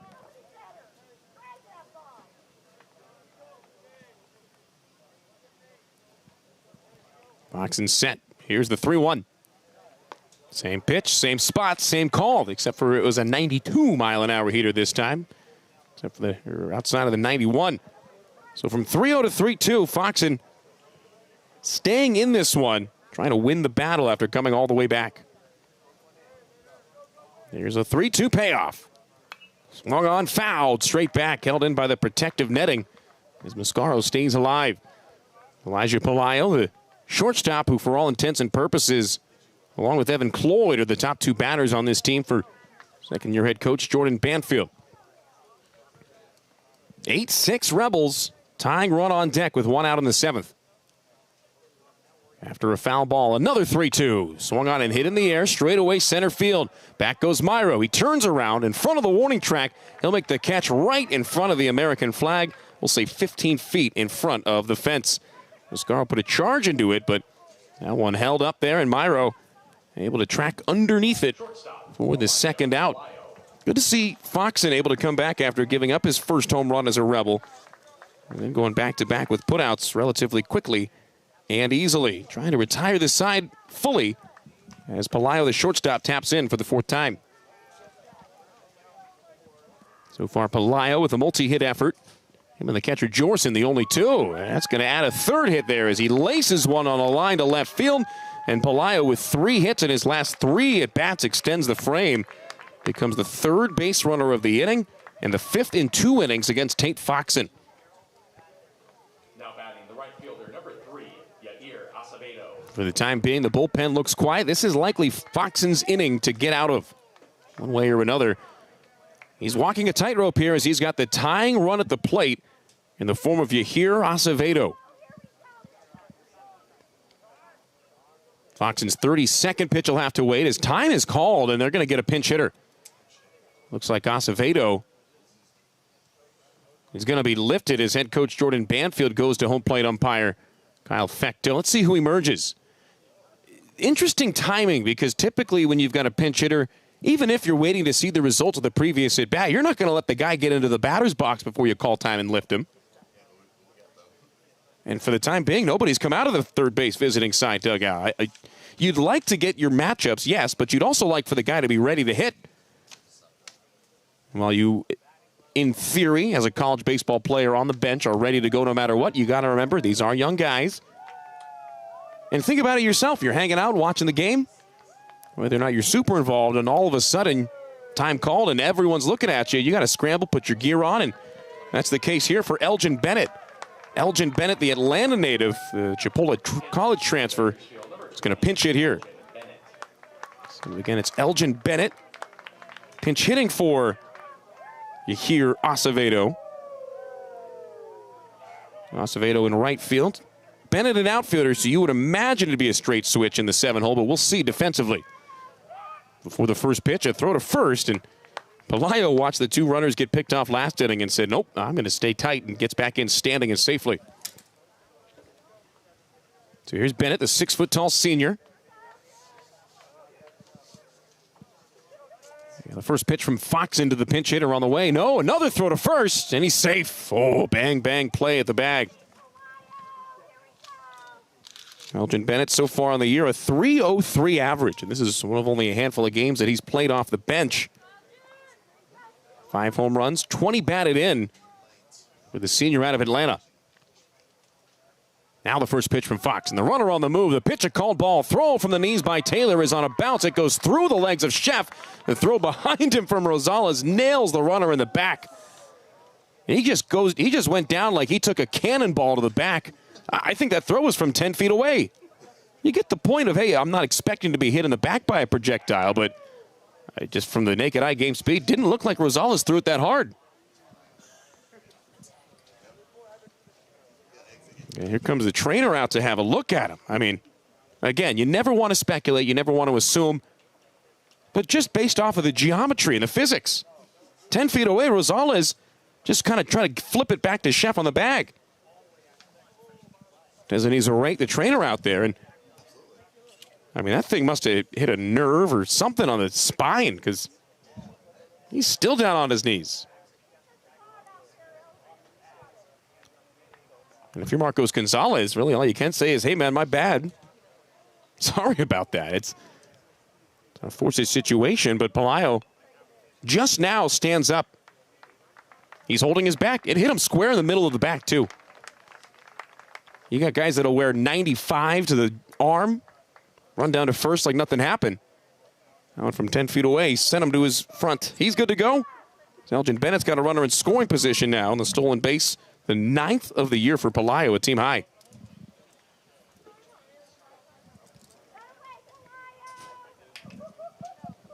And now time called as Jeff Opalewski is going to go out and have a word with Tate Foxen. It's the middle of the at-bat, so you imagine he might not pull him. This one's strategic. And as a right-hander's up and throwing this one to buy some time, he will go to the pen. So forget that. As it looks like it'll be Jacob Gomberg coming in. Gomberg replaces Foxen.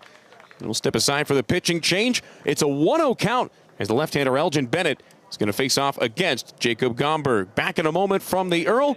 UNLV on top of Cal State Bakersfield, but it's tight. Rebels 8, Roadrunners 6 here from Las Vegas. Hustling Rebels, number 38, Jacob Gomberg.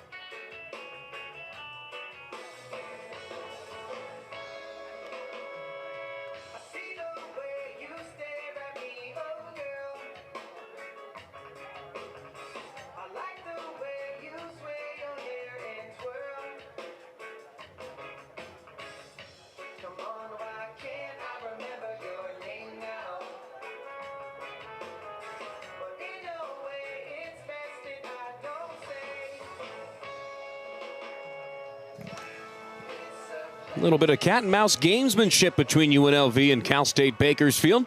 8-6 Rebels. We're in the top half of inning number 7. L.J. Bennett going to welcome Jacob Gomberg to the game. Gomberg, the lefty out of Florida, pitching for the 11th time. Jeff Opalewski, after the first pitch of the at-bat that saw Elijah Pelayo steal second, goes to the pen. And we'll call on the left-hander Gomberg against the lefty pinch hitter, Elgin Bennett. First pitch from Gomby upstairs at 93, and the at-bat continues. Almost it began, but that was the second pitch. 8-6 UNLV, 8-7 they lead in hits. Runner on second is Pelayo. Bennett the tying run, pinch hitting for Yahir Acevedo. Bennett takes high, and it's 2-0, 3-0. Gotta remember, it was 1 ball, no strikes when he stepped in. So Gomberg enters in a tricky situation here. Comes in with a 0-3 record and a 7.71 ERA. 3 saves for the back-end specialist. Comes set checking second, turns to the plate and fires, and it's high and in. So Bennett doesn't know that's ball 4 now. Yeah, he had me doubting it for a moment, but it was 1-0. Gomberg threw 3 straight. That's ball 4. And Bennett, the tying run, walks with 2 outs here in the top half of inning number 7. Carter Jorison, who's having a good game already with a couple of hits. Going to have an RBI opportunity here. And what's been back and forth. Just about every inning has featured a run one way or another. And in fact, there has not been one full inning that has gone by where neither team has scored. Rebels have scored in every inning but the third as well. First pitch from Gomberg to the catcher, high. And that's 4 straight balls coming out of the bullpen. All of them high. None of them particularly close from Gomberg. That last walk was the 8th of the year. 17 strikeouts in 11 2/3. Feast or famine and then some for the lefty. This one hit on a chopper over the mound. Gomberg fields it behind second base. The throw to first is a missile, and that's out number 3. Heads up, athletic, and phenomenal play there as Jorison retired 1-3. But Cal State Bakersfield strikes for a pair on a 2-run home run by Devin Wilkes in the inning. 2 runs on 2 hits and a walk, with 1 error and 2 runners stranded on base. With that, we've reached the 7th inning stretch, and after 6.5, the Rebels lead the Roadrunners 8-6.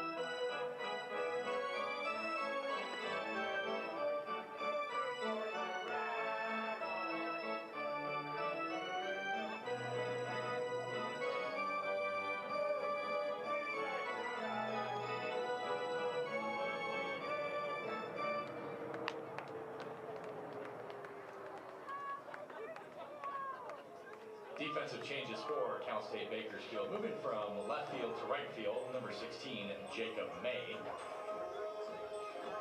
Remaining in the game in left field, number 20, Elgin Bennett. Now catching number 45, Trey Mandina.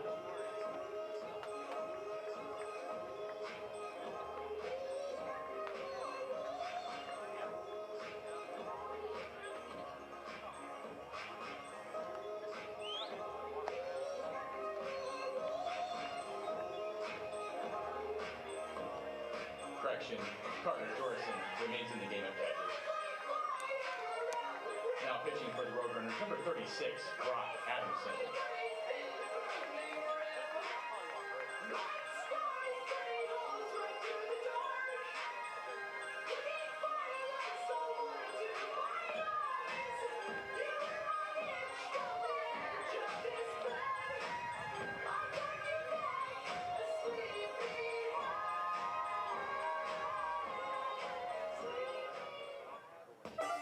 Leading off for UNLV, First baseman, number 24, Johnny Rodriguez.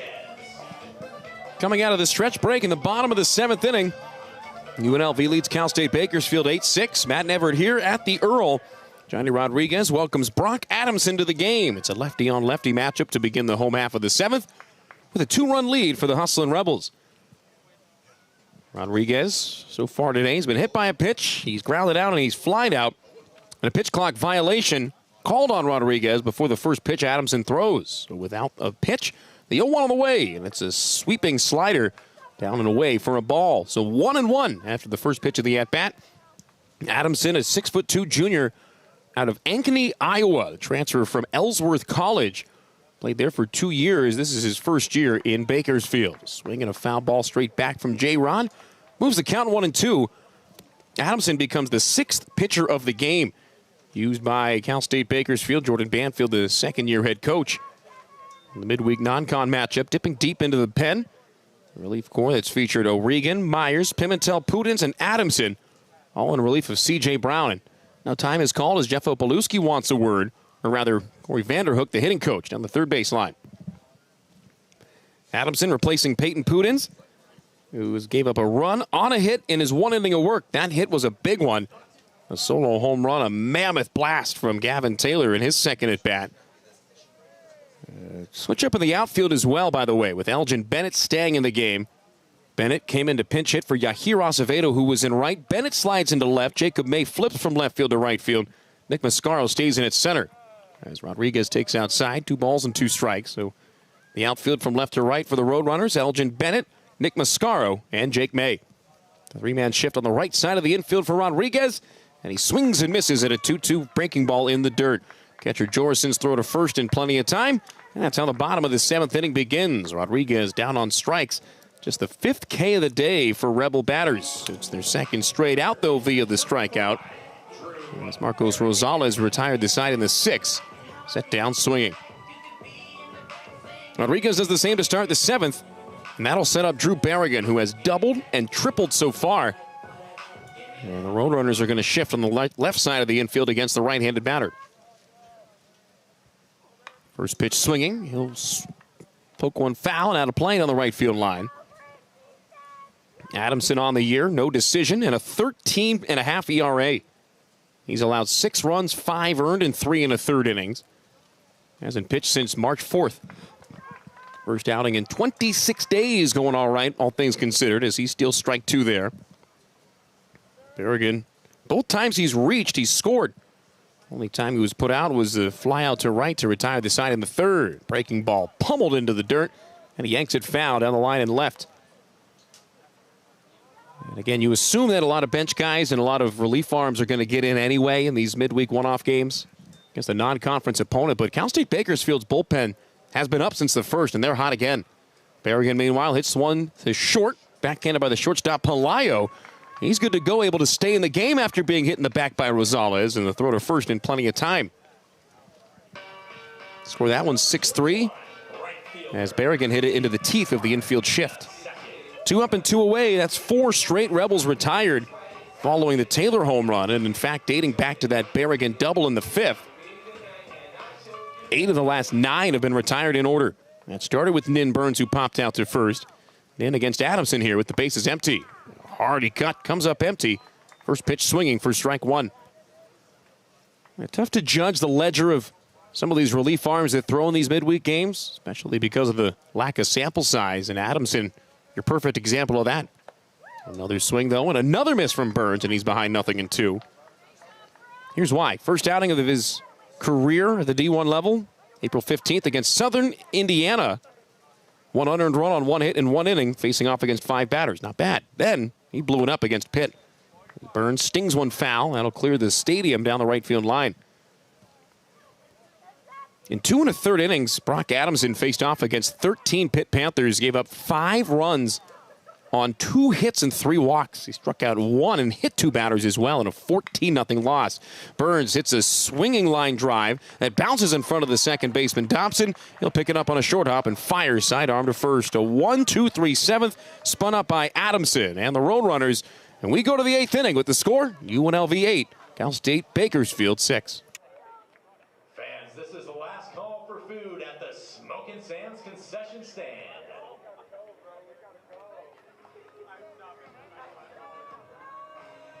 Hustlin' Rebel fans, come right back here to Earl E. Wilson Stadium on Thursday, April 2nd, as UNLV takes on the New Mexico Lobos in Game 1 of a 3-game Mountain West Conference Series. First pitch is at 6:05 p.m. For tickets, go to UNLVtickets.com or call 702-739-FANS.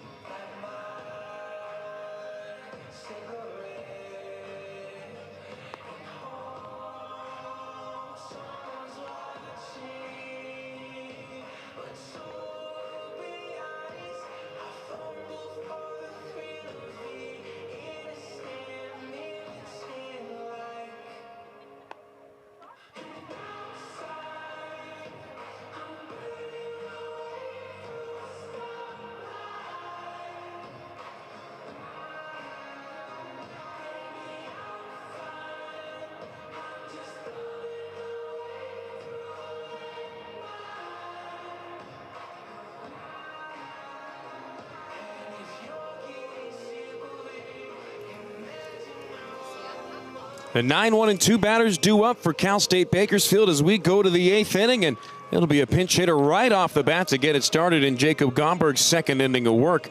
Instead of the second baseman, Matt Dobson, who came in as a defensive replacement for 2 innings behind Brennan Thompson, he'll give way to Garrett Tunison. Tunison, the redshirt senior infielder out of Cal State San Marcos, batting in a pinch hit spot to lead off here in inning number 8. Jacob Gomberg able to get the final out of the 7th, and he's been picked to try to get all 3 outs of the 8th. And the first pitch he throws hits him. Tunison hit by the first pitch he sees. That's one way to end your first pinch hit at bat of the day, as Tunison works his way on the hard way, and that'll bring the tying run to the plate. Not only that, it's the leadoff man, Jacob May, who has tripled, grounded out, flied out, and struck out today, 1 for 4 officially. Before we even get a chance to look at the season numbers for Tunison, he works his way down to first base, and Tunison watches May settle in from the left. Lefty on lefty here as Gomberg deals from the third base side of the rubber. Fastball poked the other way. May falls in the batter's box in the process. The runner rounding second, zooming to third, and Tunison's going to be in standing up and safely. So 2 pitches into the inning, and Gomberg already in trouble. He hit a batter and then allowed him to go first to third on a little blooper the other way by Jacob May. As mentioned, he slipped in the batter's box, was able to hop up and get to first anyway. I don't believe he would have got to second on that regardless. But it'll bring up Evan Cloyd just like that, representing the go-ahead run. And now we'll see, for a team that does like to run, what kind of tricks they'll put on in a first and third situation. Cloyd is hitless today, but he's had a couple of productive ABs. Reached on an error and scored in the 7th. Also drove in a run on a sac fly earlier. Gomberg with a long pause, and the first pitch inside, a bit down as well. Breaking ball off speed at 79. Outside of those 2 plate appearances, Cloyd's grounded out to short and flied out to right. A couple of balls in the air the other way. Burns the right fielder. A couple of steps towards the line because of that, as Cloyd fouls it straight back off the hands. You can see him climb the ladder on that Gomberg fastball. Gomberg able to steal strike 1. Finishing up the 4th game in as many days here at home, but the home stand doesn't end. April 2nd, 3rd, and 4th. That's this Thursday, Friday, Saturday. New Mexico comes to town before Easter on Sunday the 5th. Throw to first, and not in time. Foxen picked off a pair. Albright picked off 1. Final line, by the way, for Tate Foxen. 2 runs on 3 hits over an inning and 2/3. He walked 1, struck out 1. 31 pitches, 20 for strikes. Gomberg's 1-1 pitch. That's inside at 83. Tried the slider but missed for ball 2.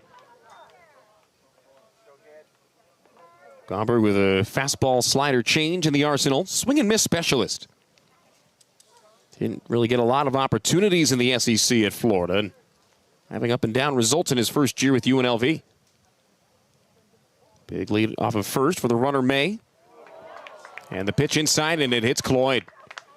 Got him on the lower half, and that'll load the bases with nobody out.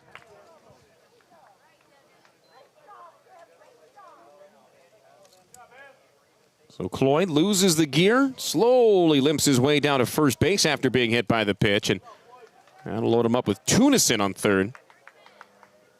May up to second, and Cloyd reaching for the second time in as many at-bats. He does not have a hit, but he's had 3 productive ABs to this point. Gavin Taylor goes out to have a word. Third catcher on the roster, the second one used today, jogged back to the home plate side. 8-6 Rebels, but the bases loaded with nobody out in the 8th. And don't look now, but Devin Wilkes, who homered over the fence and right last time up, steps in next. Nowhere to put him, no outs yet on the board. First pitch from Gomberg, swing and a miss. Wilkes trying to do damage, but he couldn't catch up to 92. Fastball's been as high as 95 for Gomberg. Back-end bullpen specialist if there ever was one. Almost like a Matt Maloney on the roster last year. Next pitch, fastball just outside. Gomberg's got the count even. By the way, those games against New Mexico, 6 o'clock, 6 o'clock, and noon. Special 12:05 first pitch on Saturday afternoon. That'll be the first end of a doubleheader for yours truly, heading over to Summerlin to call the Aviators game later that night. 1-1 pitch, and it hits him, and that'll bring in a run. Gomberg has hit 3 of the 4 he's faced. The only one he didn't hit had a base hit on the first pitch he saw. That was May. 3rd RBI and 2 plate appearances for Devin Wilkes as the bases loaded hit batsman makes it an 8-7 game. May on third is the tying run. The lumbering Evan Cloyd at second as the go-ahead run. They need more than a base hit to bring him home, especially after he got hit in the leg. But before the batter Morisaki gets ready to stand in, time called as Jeff Opalewski is going to go out to the mound. And for Gomberg, the one benefit he does have is that he'll have flipped Morisaki around. Morisaki had his first 4 plate appearances from the left-handed batter's box. Hit by 2 pitches, a ground out to second and a strikeout. Now as Coach Hope goes up there, he'll try to calm down Gomberg. 8-7 the score. The Rebels holding on to a 1-run lead by the skin of their teeth. And it's definitely uncharacteristic for Gomberg to hit many batters, if any at all. He had hit 4 in 11 2/3 innings, but 3 without recording an out in the 4 batters he's faced so far here. Next one he hits will tie the game as Kanoa Morisaki, who's already been hit twice, gets set to stand in, but as mentioned, it'll be his first at bat from the right-hand side. Wilkes off first, Cloyd off second, May off third as Gomberg sets and delivers to the third baseman. Inside, nearly hit him on the changeup. First pitch, front door change after hitting 3 batters. You don't see that very often. Last time Gomberg pitched, he was nearly perfect. 2 shutout innings and hitless against Arizona State. Morisaki pops one up right behind the mound. Infield fly rule called as Marcos Rosales squeezes it for the first out of the 8th inning. And with the way this inning has gone, you'll take the outs however you can get them. 1 run across already. Bases loaded, 2 down for the big right fielder, center fielder still, Nick Mascaro.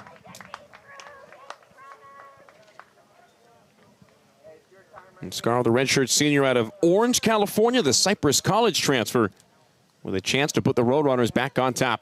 Both teams even with 8 hits so far. The Rebels with one more run where it counts. Lefty on lefty. Gomberg to the plate. Misses outside with a 91-mile-an-hour fastball. There's only been one appearance this year where Gomberg has allowed more than 2 runs, and that was in a blow-up outing at Air Force. 5 runs in 2/3 of an inning. Otherwise, he hasn't allowed 5 runs earned or otherwise in his last 5 appearances combined outside of that one. He'll miss away here. Moves the count to 2-0. Mascaro in the ballgame is walked, struck out twice, and flied out deep to Myro in center. Myro shaded a couple of steps to the left. Burns very deep in right field against the powerful left-hand batter. 2-0 pitch in the dirt. Gets by Taylor. 1 run's going to score, and we've got a tied-up game on a wild pitch.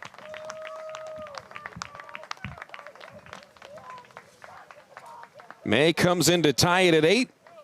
Cloyd to third. Wilkes to second. And not out of the woods yet. That's the go-ahead run on third base for Mascaro. Infield drawn in all the way around. The obvious play here is going to be to gun to the plate on a ground ball to the infield. But Gomberg behind 3-0. That fastball right down Broadway for a strike. Differing schools of thought in that situation, and I think in this one, with Gomberg just trying to throw as many strikes as he can after struggling to find the zone, you'd rather throw something over the middle and make Mascaro beat you than issue another walk to load him up. We'll see. The 3-1. Swung on, hit in the air, deep to left field. Salmon back towards the corner. Salmon at the wall. It's off the fence. 1 run will score. Right behind him is Wilkes. The throw to the plate, not in time. Cal State Bakersfield retakes the lead. It's 10-8 on a 2-out, 2 RBI double from Nick Mascaro.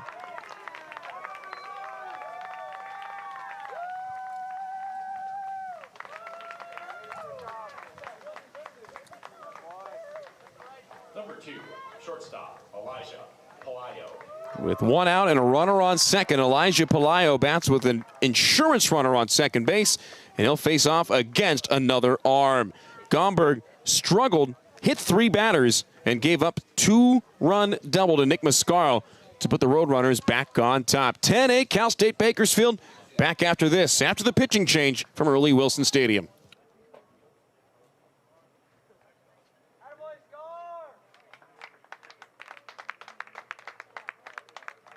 Ladies and gentlemen, it's time for a Valvoline pitching change. Now entering the game for UNLV, number 42, Colton Sunboff. Rebel fans, remember to trust the performance professionals at Valvoline.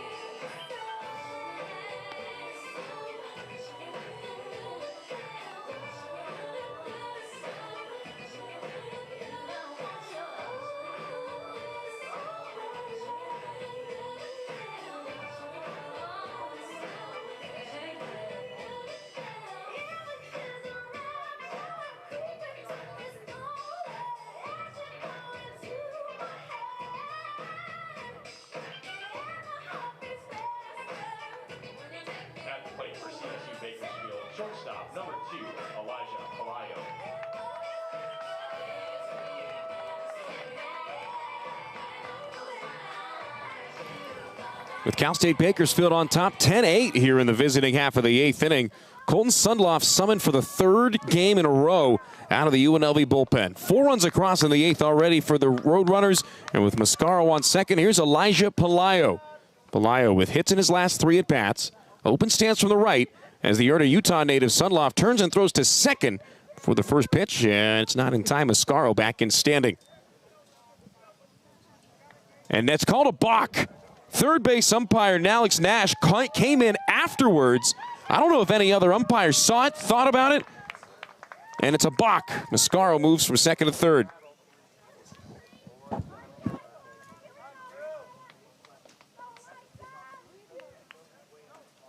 So things going from bad to worse here in the 8th inning as Sundloff tries to stop the damage.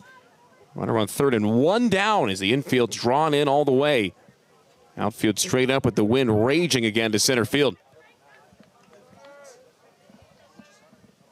Pelayo with an open stance, the foot open as well. Watches that one in the dirt. Sundloff falls behind 1-0. Mascaro is the responsibility of Jacob Gomberg, who had an outing to forget. If the run scores, it would match a season-high 5 earned runs for Gombe. 2 runs and a walk in 2/3 of an inning. 3 hit batters as well. 1-0 from Sundloff. Hit high in the air, shallow to left. Heading back to the bag at third is Mascaro. Salmon slips a little bit as he comes in and the ball bounces safely. That's a run-scoring base hit. Mascaro scores on Pelayo's 4th hit in a row.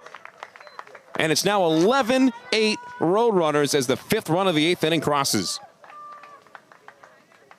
And the outfield for both teams, as they should today, is playing especially deep basically for every single batter. That's the only reason that thing dropped in front of Salmon, was because he had to go such a long way because he was shaded deep. That ball hung up there for forever. And Gomberg responsible for all 5 runs. He is the pitcher of record.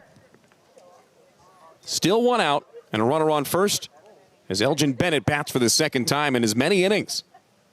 Took a walk as a pinch hitter in the 7th against Gomberg. And he takes ball 1 here down. So what's interesting is that Bennett, in 2 at-bats, has faced 3 pitchers and has seen 5 balls. It was a 1-0 count when Foxen got lifted. Gomberg threw 3 straight way high. And now Sundloff on 1-0 misses up again. You just don't see that. 6 pitches from 3 pitchers and 2 at-bats, all of them outside the zone. I don't know which part of that is the weirdest. Sundloff can get out of the inning if he can get something on the ground here. Although Bennett runs well, as does Pelayo off first. He runs here, and the pitch a called strike. The throw from Taylor on the first base side of the bag, and Pelayo safely in at second base. That ball didn't get by Sheff this time, so Rosales couldn't nail him in the back. Pelayo safe on his 2nd stolen base in as many innings. And with a 3-run lead, the Roadrunners running their way with more runners in scoring position. Sundloff throws outside. Changeup at 81 missing. You hear Acevedo walked and struck out twice before giving way to Bennett. And after the pinch hit walk in the 7th, he was stranded on first when the on-deck man Jorison grounded out. He gives up a high pop fly, foul and out of play by the palm trees on the first base side. A Souvenir moves the count full at 3-2. Rebels running out of time.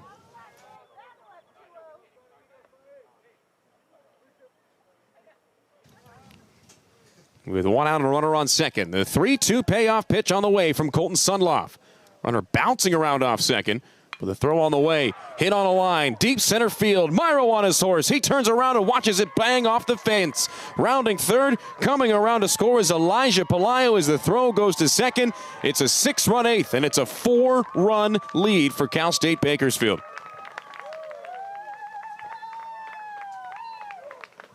Bennett absolutely pummeled that one. He got all of it. Only reason it wasn't a home run is because he didn't lift it far enough. But give him an RBI. That run charged to Sundloff. And on the appeal to first, they say that he was able to touch the bag. So Carter Jorison gets ready to bat as the 9th hitter of the inning.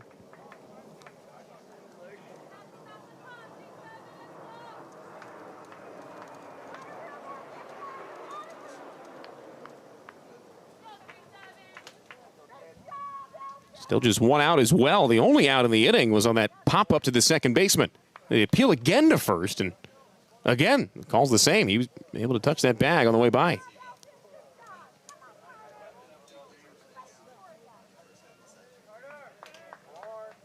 So Sundloff now turns his attention to the batter. Turns to second and gives a look, and the runner on the move. The pitch, a called ball, the throw. Not in time. Bennett swipes third. And the Roadrunners continue to be aggressive on the base paths. Third stolen base of the game. In fact, it's the third stolen base in the last inning. Last 10 batters have seen 3 stolen bases, including a pair from Pelayo, who scored earlier in the inning. So Jorson watches the infield all the way around, creep shallow, and he takes a strike on a breaking pitch. 79 from Sundloff, and the count's even at 1. Colton Sundloff, the most oft-used reliever for Stan Stolte and company. In fact, it's his third outing in as many days. Not games, but days. Although he faced off against 5 batters in an inning and a third over the weekend combined. Here's a bunt. Jorson pops it out in front of the plate. A suicide squeeze, and Bennett able to score. That was a do-or-die, get it down or get the out. And everything going the way of the Roadrunners here in the 8th. It only makes sense that that one would be successful. Jorson. Number 55, Garrett Tunison. On a sacrifice bunt. Put out at first. And that'll make it a 13-8 lead. Score at 2-3 on the putout. Give Jorson his second RBI of the day. He came in with 1 ribby in the season. He's got 3 now. And the first pitch in the dirt skips by Garrett Tunison. Tunison with his second at bat in as many innings as well. Tunison hit by a pitch on the very first offering he saw from Gomberg back in the 8th, or the 7th rather. It was the 8th. It was the top of this very inning. Tunison, the second baseman, takes a strike. First hittable pitch he's seen. And the redshirt senior out of Corona, California. With the count even at 1.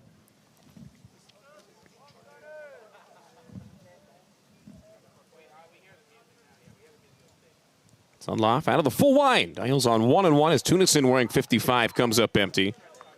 This 9 spot in the lineup between Thompson, Dobson, and Tunison doesn't have a hit, but they've reached base in 3 of the 4 combined plate appearances.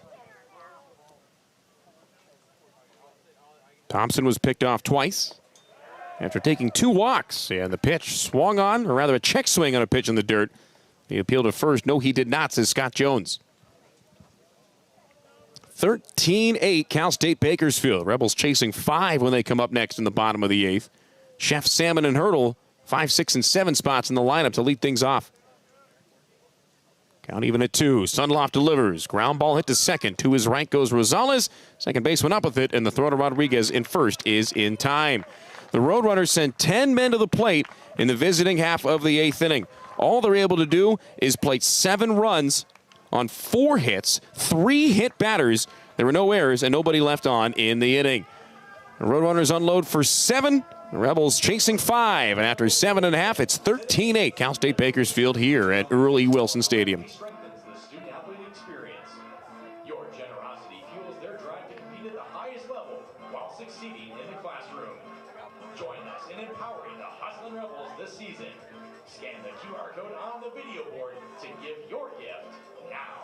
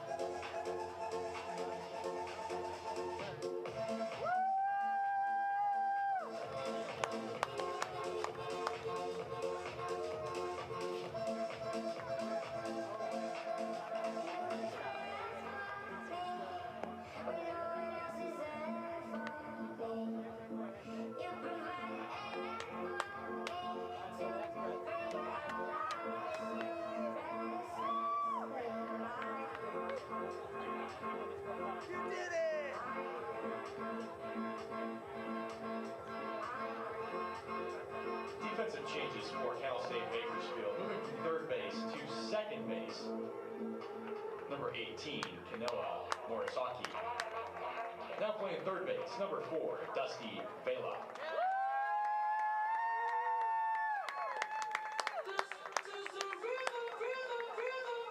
Leading off for UNLV, shortstop. All of a sudden, the Rebels running out of outs here in their 4th consecutive home game at the Earl. They come up in the bottom of the 8th inning, trailing Cal State Bakersfield by a 13-8 margin, thanks mostly due to the fact that the Roadrunners were able to put 7 runs on the board in the top half of inning number 8. First pitch from the left-hander Brock Adamson to Cooper Sheff is a strike at the knees, 90 miles an hour, and it's 0-1. Well, Cal State Bakersfield ascending offensively. The Rebels going the other way over their last couple of trips to the plate. Sheff takes his strike, and he's down 0-2 after starting his day 0-3. And since a solo home run by Gavin Taylor in the 6th, the next 5 batters in a row have been set down by Pudens and Adamson. There's a swing and a soft tapper, third base side. A barehand attempt, no good from Dusty Vela, the new third baseman. Vela coming in and taking over the number 9 spot in the lineup. Can't make the play. It's ruled an infield base hit for Cooper. And with the Rebels down 5, you need base runners. That's the way to start off the 8th on Sheff's first hit of the game. So pencil Dusty Vela, V-E-L-A, into the number 9 hole in the lineup.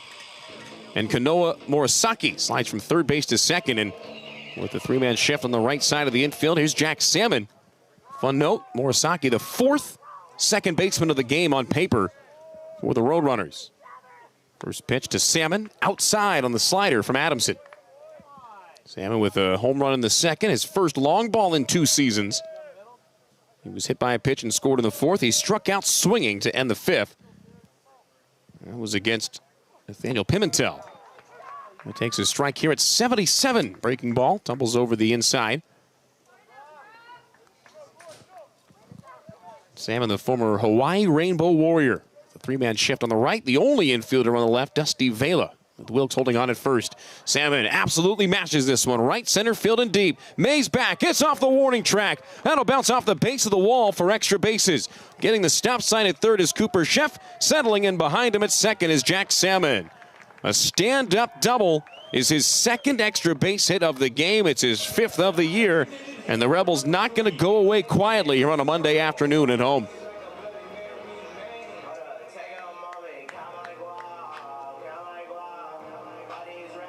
Time called, and here comes head coach Jordan Banfield. And with action in the bullpen behind him, that looks like it's going to do it for Brock Adamson. Banfield yet to make the point to the pen. He crosses into fair territory and may work this one a little bit, try to stretch this mound visit. Get another pitch or two for what looks to be a sidewinding lefty warming up in the pen to get loose. Here comes Kyle Fecto, the home plate umpire. He's going to catch the view of him in the corner of his eye. And he's going to keep him in. Ooh, wow. Tell you what, I was setting that up for a pitching change. Banfield wants to keep Adamson in the game. With a 5-run lead, might as well. Situation like this, especially considering the fact that for both teams it's their 4th game in as many days. And it's the 6th pitcher of the game already at Adamson, but there is action behind him. You would imagine he's not long for this one. The lefty up against the right-hand batting Jaden Hurdle, who's 1 out of 3 so far. Lifts his hands over top of a first pitch fastball, running back over the inside at 90 for a strike. 13 runs on just 11 hits for CSU Bakersfield. Rebel pitchers have hit 6 batters as well. Hurdle hits a chopper up the middle. To his left goes the shortstop Palaio. He throws crossbody to first, and it's in time. But the run scores as Sheff scampers home from third. Salmon moves up 90 feet from second base to third. RBI number 10 of the year for Jaden Hurdle comes on the 6-3 ground out. And with a runner on third and 1 out, here's Gavin Taylor, who has homered and doubled, driving in 3 runs in the process. And that's just in 2 at-bats.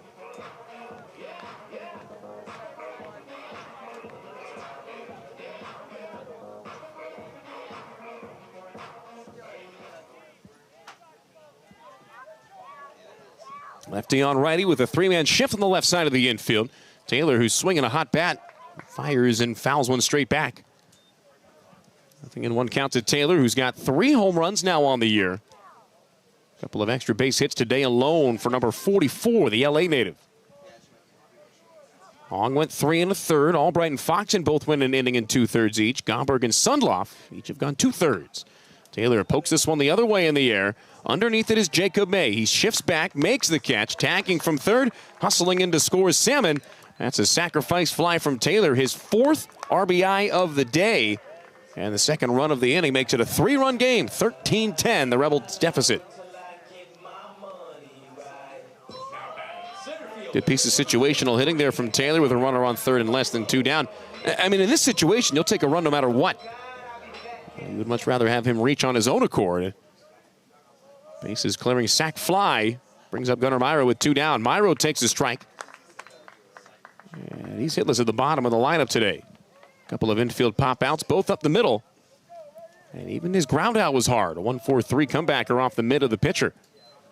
One ball, 1 strike, rather, as the pitch misses outside. The lefty, meanwhile, continues to get loose as a right-hander starts to throw behind him for Cal State Bakersfield. Some double-barrel action in the pen.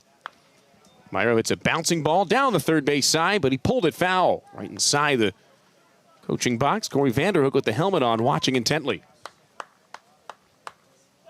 1-2 the count to Myro. The Rebels with just 4 outs left to give, down by 3 here in the late stages.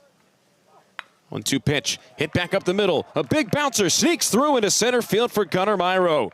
High time for his first hit as he extends the inning with a 2-out single. It's just his 4th 2-out hit of the year.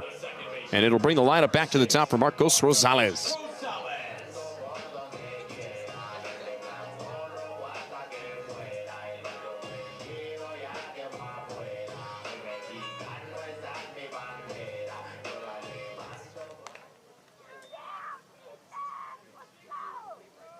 Leadoff hitter, 1 for 4, top the lineup today. Takes an aggressive hack at a first pitch fastball and fouls it straight back out of the hand of Adamson.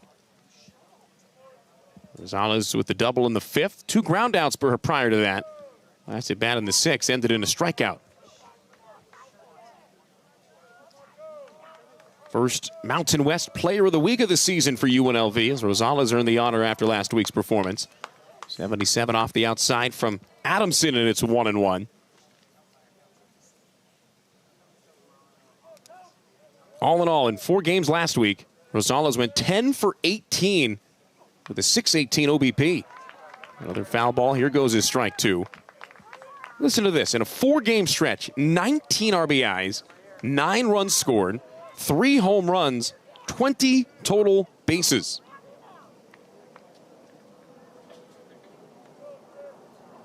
He swings here and hits one in the air to center.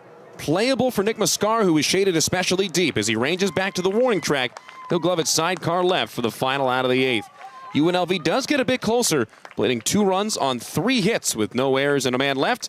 We go to the 9th. Cal State Bakersfield batting for the final time. The score, Roadrunners 13, Hustlin' Rebels 10. Media Stadium on Saturday, April 11th, when the UNLV Rebels softball team takes on Utah State at 3 p.m.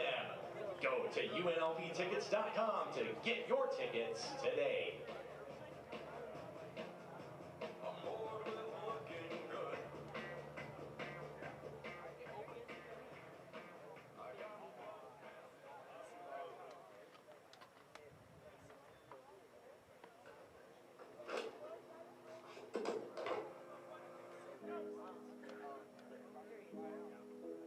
It's time for a Valvoline pitching change. Now entering the game for UNLV, number 50, Gavin Bowen.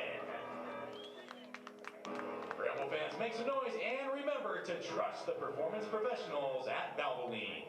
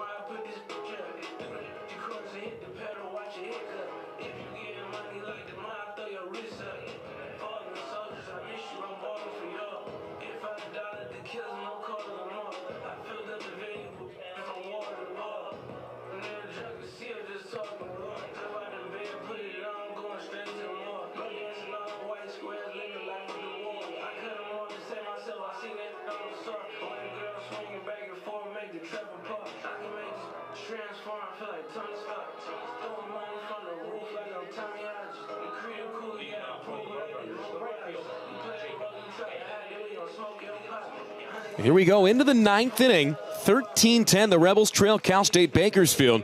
And they'll call on Gavin Bowen, the lefty out of Wisconsin, coming in from the pen to try to retire this side and give the Rebels an opportunity in the bottom of the 9th to mount the comeback. First things first, though, he'll face off against the leadoff man, the lefty in his own right, Jacob May. Started the game in left field, now in right. And Bowen spins him a slider away for ball 1. Bowen, the 6'2 junior lefty out of Waukesha, Wisconsin. In his first year at UNLV by way of State College of Florida, Manatee Sarasota, formerly Manatee Community College in Bradenton. 1-0 pitch, line the other way, and May sneaks it through into left field. Salmon picks it up on 2 big bounces, and it's the 3rd hit of the game for Jacob May. He's got a quarter of the 12 hits so far this afternoon for Cal State Bakersfield. Gavin Bowen, that's just the 6th hit that he's given up in just over 9 innings. This is his 9th appearance of the year as well. Evan Cloyd getting ready to bat. Cloyd standing in for the 6th time in the game. Anytime you get 6 at-bats in a game, you know your team is doing something right. And Cal State Bakersfield, they've been good today. The Rebels have helped them out a bit with a couple of impactful errors. And 6 hit batters by UNLV pitching combined. His pitch up and away as Cloyd goes ahead 1-0. He has grounded out and flied out. He's also driven in a run on a sac fly. He's reached on an error, and he's been hit by a pitch in his last 2 at-bats, respectively. Swings and gets a piece, fouls it back to the screen. I heard that one more than saw it as the metallic ping sent it back to the backstop. Last time out on the 22nd, 8 days ago. Bowen in the loss against Utah Tech walked 5 batters in an inning and a third.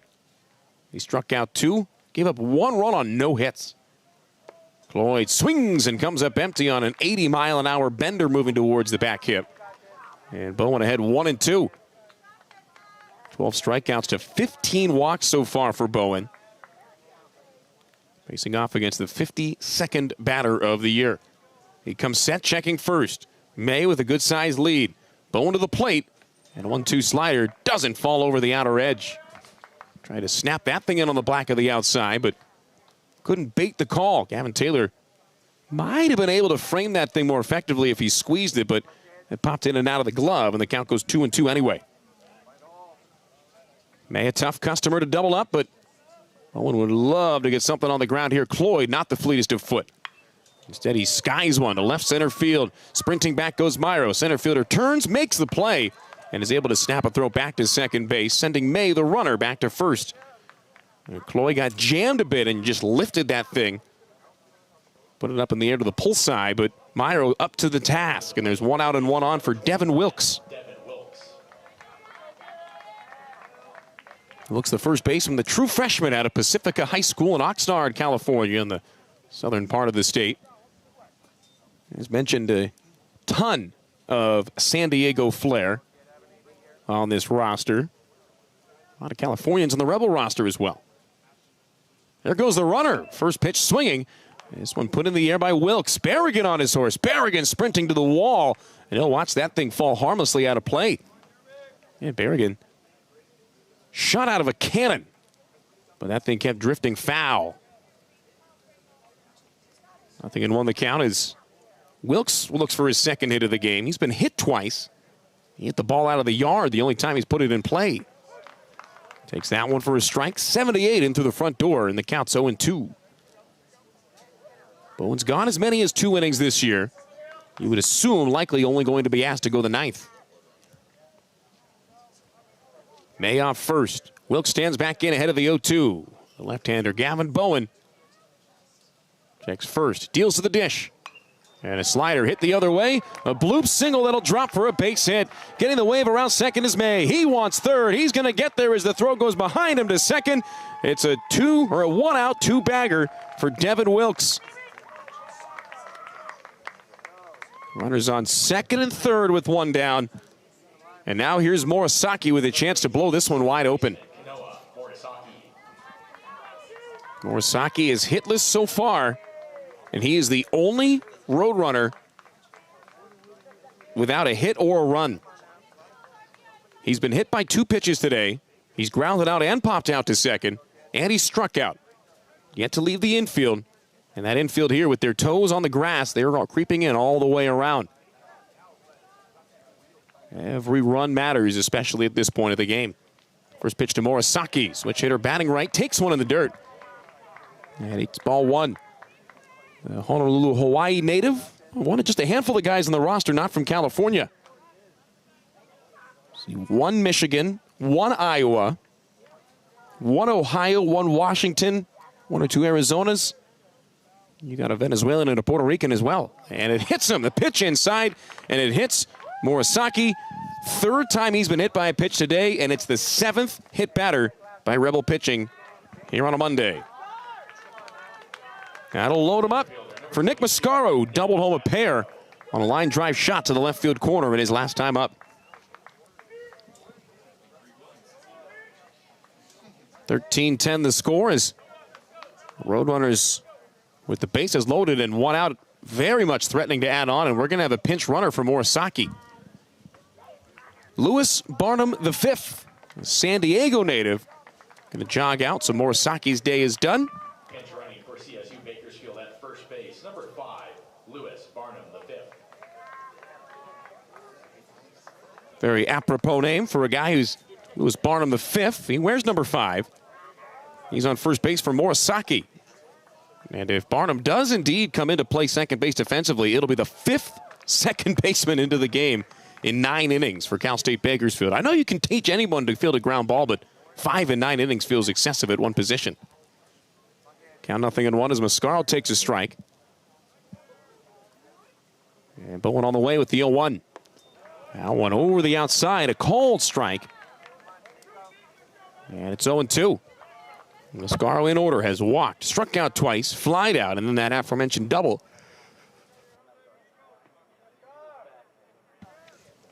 Barnum off first, Wilkes off second, May off third. The 0-2 pitch from Bone. Hit in the air, right center field and deep. Myro looking back, center fielder can't track it down. 1 run will score. Here comes Wilkes right behind him. It's a second 2-run double in as many at-bats for Mascaro, and it's a 15-10 lead here in the top of the 9th for the road side. Only reason the bases didn't clear is because there was 1 out. Barnum had to hold up at first to make sure that that thing wasn't going to be caught. Otherwise, he would have been right on the heels of Devin Wilkes, and it would have been a 3-run double instead. But it's just a pair. The Roadrunners score again, 3rd straight multi-run inning.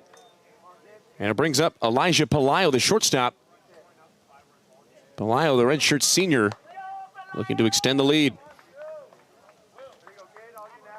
Mascaro came into this game with 3 doubles and 13 RBIs. He's got 2 doubles and 4 ribbies today alone. First pitch swing, a high chopper to third. Berrigan's only play is to first. He sets the feet and fires in time because that one had him in the air. He smartly made sure that he got the only out that was possible for him at first base. Pelayo drives in his 3rd run of the game, giving him 18 on the year, and it gives the Roadrunners their 3rd run of the inning and their 16th run of the game. Mascaro, meanwhile, at third, as Elgin Bennett gets set to bat for the 3rd time.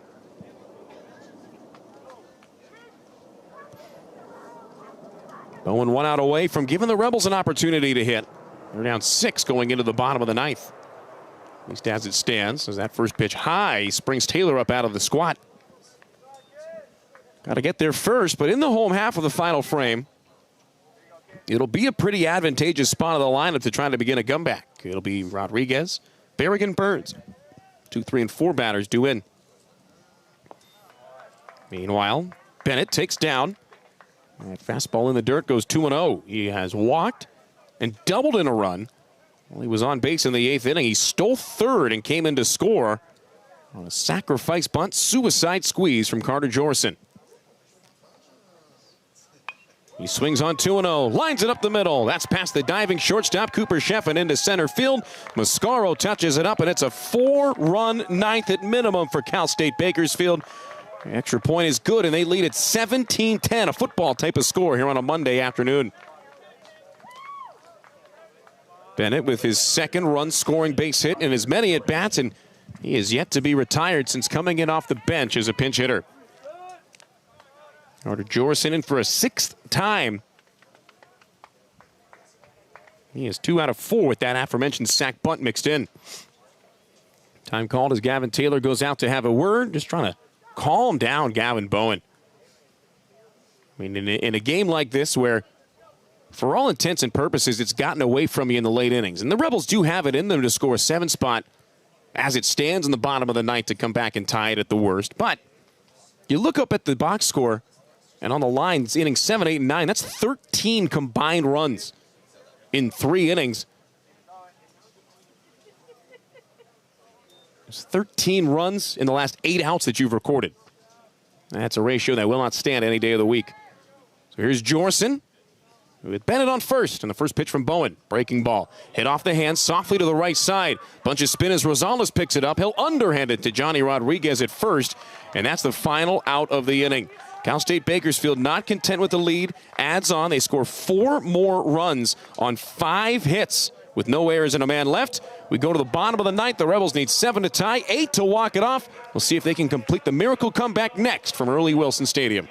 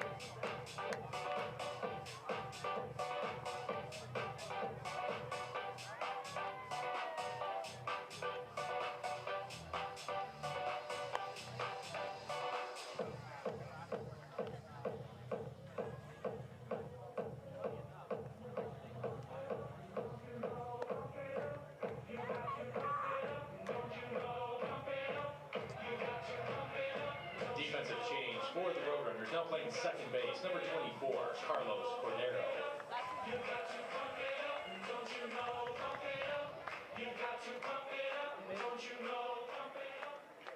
Leading off for the Hustling Rebels, number 24, first baseman, Johnny Rodriguez. Bottom of the 9th inning, and the Rebels have some work to do if they want to avoid being knocked out by Cal State Bakersfield. 17-10 as we go to the bottom of the final inning. Johnny Rodriguez leads things off against Brock Adamson. Adamson's come in and been outstanding out of the Roadrunner pen, and his first pitch to the left-hand batter is outside. So far, Adamson in 2 innings, facing off against 9 batters. He's given up 2 runs on 3 hits, but he's quieted the tide. Next one outside and down again as Rodriguez goes ahead 2-0. Really, the only damage against him is after a 1-2-3 7th, Chef and Salmon went back-to-back with a base hit and a double. A run-scoring ground out and a sac fly plated each of them. Really only the 2 hits and the 2 outs were productive. On 2-0, Rodriguez watches a backdoor fastball at 90. A ton of arm side run on that one from the lefty Adamson. And Rodriguez, who's hitless today, in the hole, 0-2. He swings here and crushes it deep in the air, right center field. Mascaro looking up. This one's gone. Kiss it goodbye. J-Rod leaves the yard again. The power bat waking up for the first baseman. He had 2 home runs yesterday. He's got another today. He had 1 coming into yesterday's game. Rodriguez makes it 17-11 on a leadoff bomb here in the bottom of the 9th inning. Next up, number 5, third baseman, Drew Berrigan. For Adamson, in just his 4th appearance of the year, that's the first home run he's given up for Cal State Bakersfield. Rodriguez with the long ball that sets up Drew Berrigan, who needs a base hit and a homer for the cycle.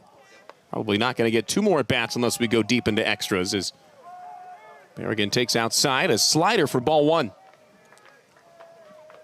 Infield shifting him to pull with Carlos Cordero, beg your pardon. Carlos Cordero, the new second baseman on the left side. Berrigan watches high again, 2-0 the count. Tripled in the first, doubled home a pair of runs in the 5th.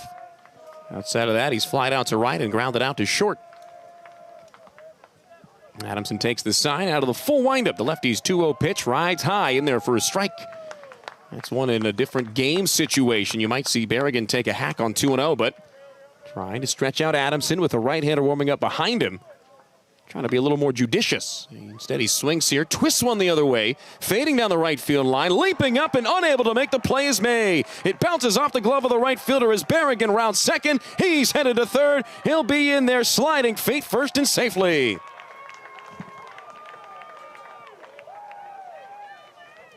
That'll be another triple for Drew Berrigan.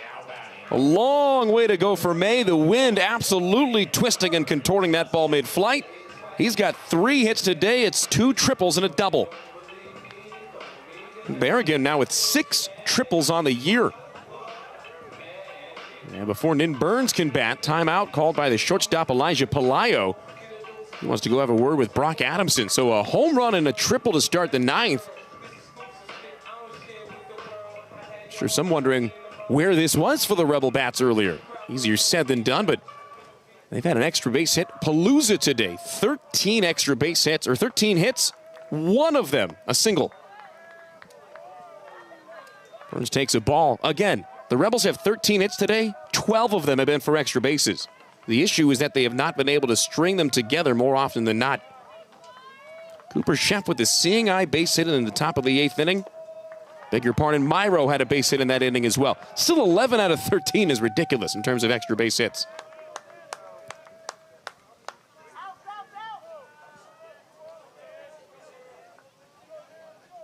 One and one the count to Burns, who, after tripling behind Berrigan in the first, has been held off the base paths. And he'll take outside to go to 2-1.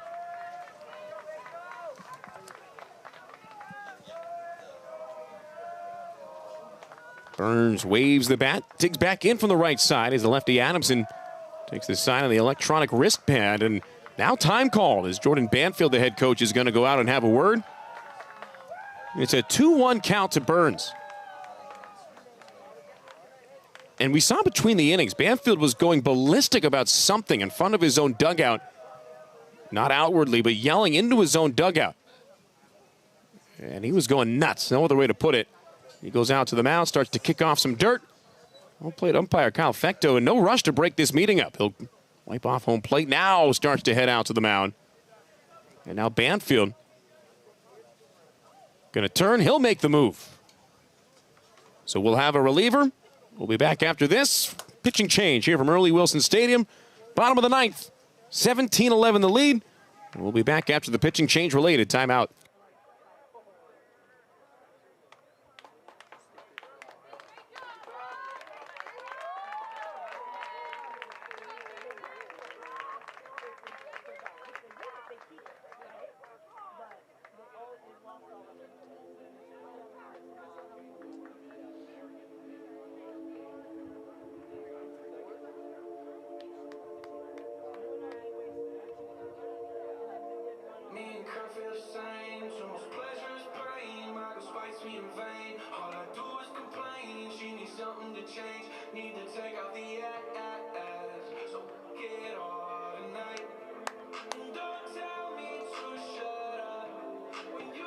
Now pitching for CSU Bakersfield, number 31, Joe Toodle.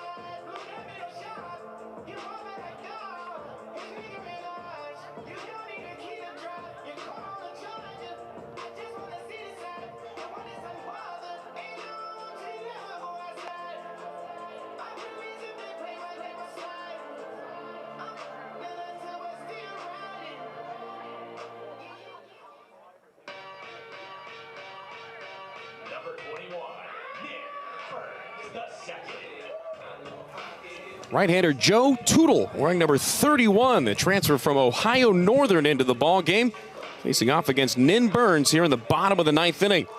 Burns bats with Berrigan on third and nobody out. Johnny Rodriguez home run followed up by a Drew Berrigan triple into the right field corner. And Tootle, the grad transfer at 6'2", 210, ready to go. And the first pitch to Burns. That's over the outside. 89, rung up for strike one. Tootle, in 4 years at Ohio Northern, pitched 67 innings at 2.5 ERA. First team all-conference performance, was the conference's pitcher of the year last year before transferring to Cal State Bakersfield. Burns hits a cap shot, ground ball to the right side. Off the bag at first is Wilkes. He picks the ball up, he slips and he falls. It'll be a fielding error and it'll plate another run. Burns safe at first on the misplay. More of a misstep by Wilkes. He simply slipped, went to change direction, and the traction gave out.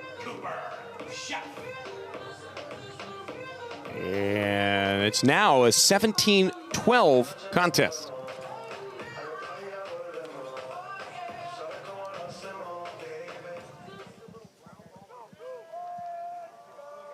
Nobody out ahead of Cooper Sheff.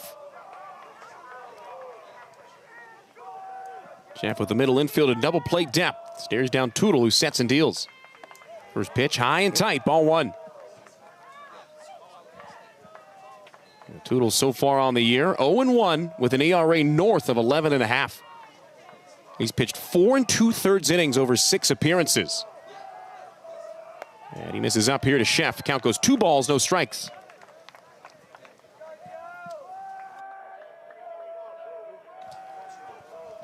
Sheff with a base hit in his last at bat, one of 2 singles and a 13 hits for UNLV in the game.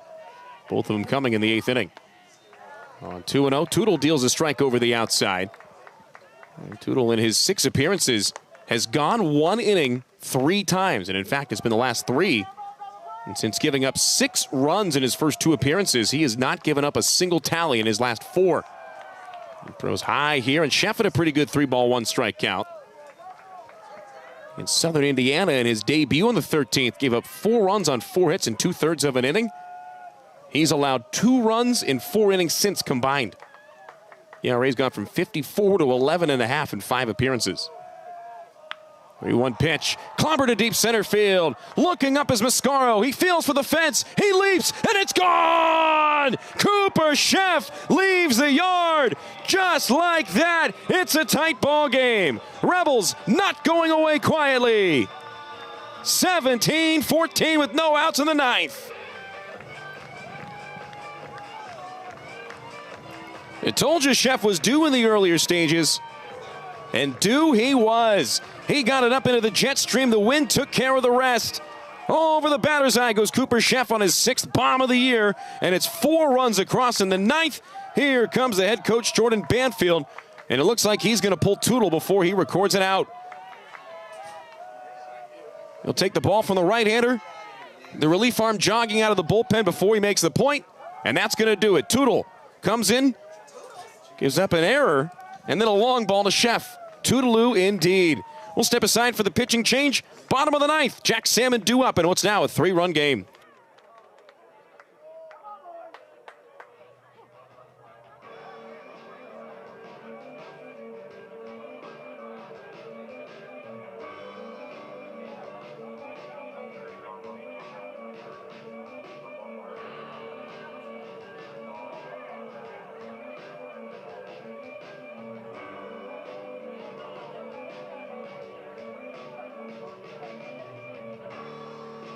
Where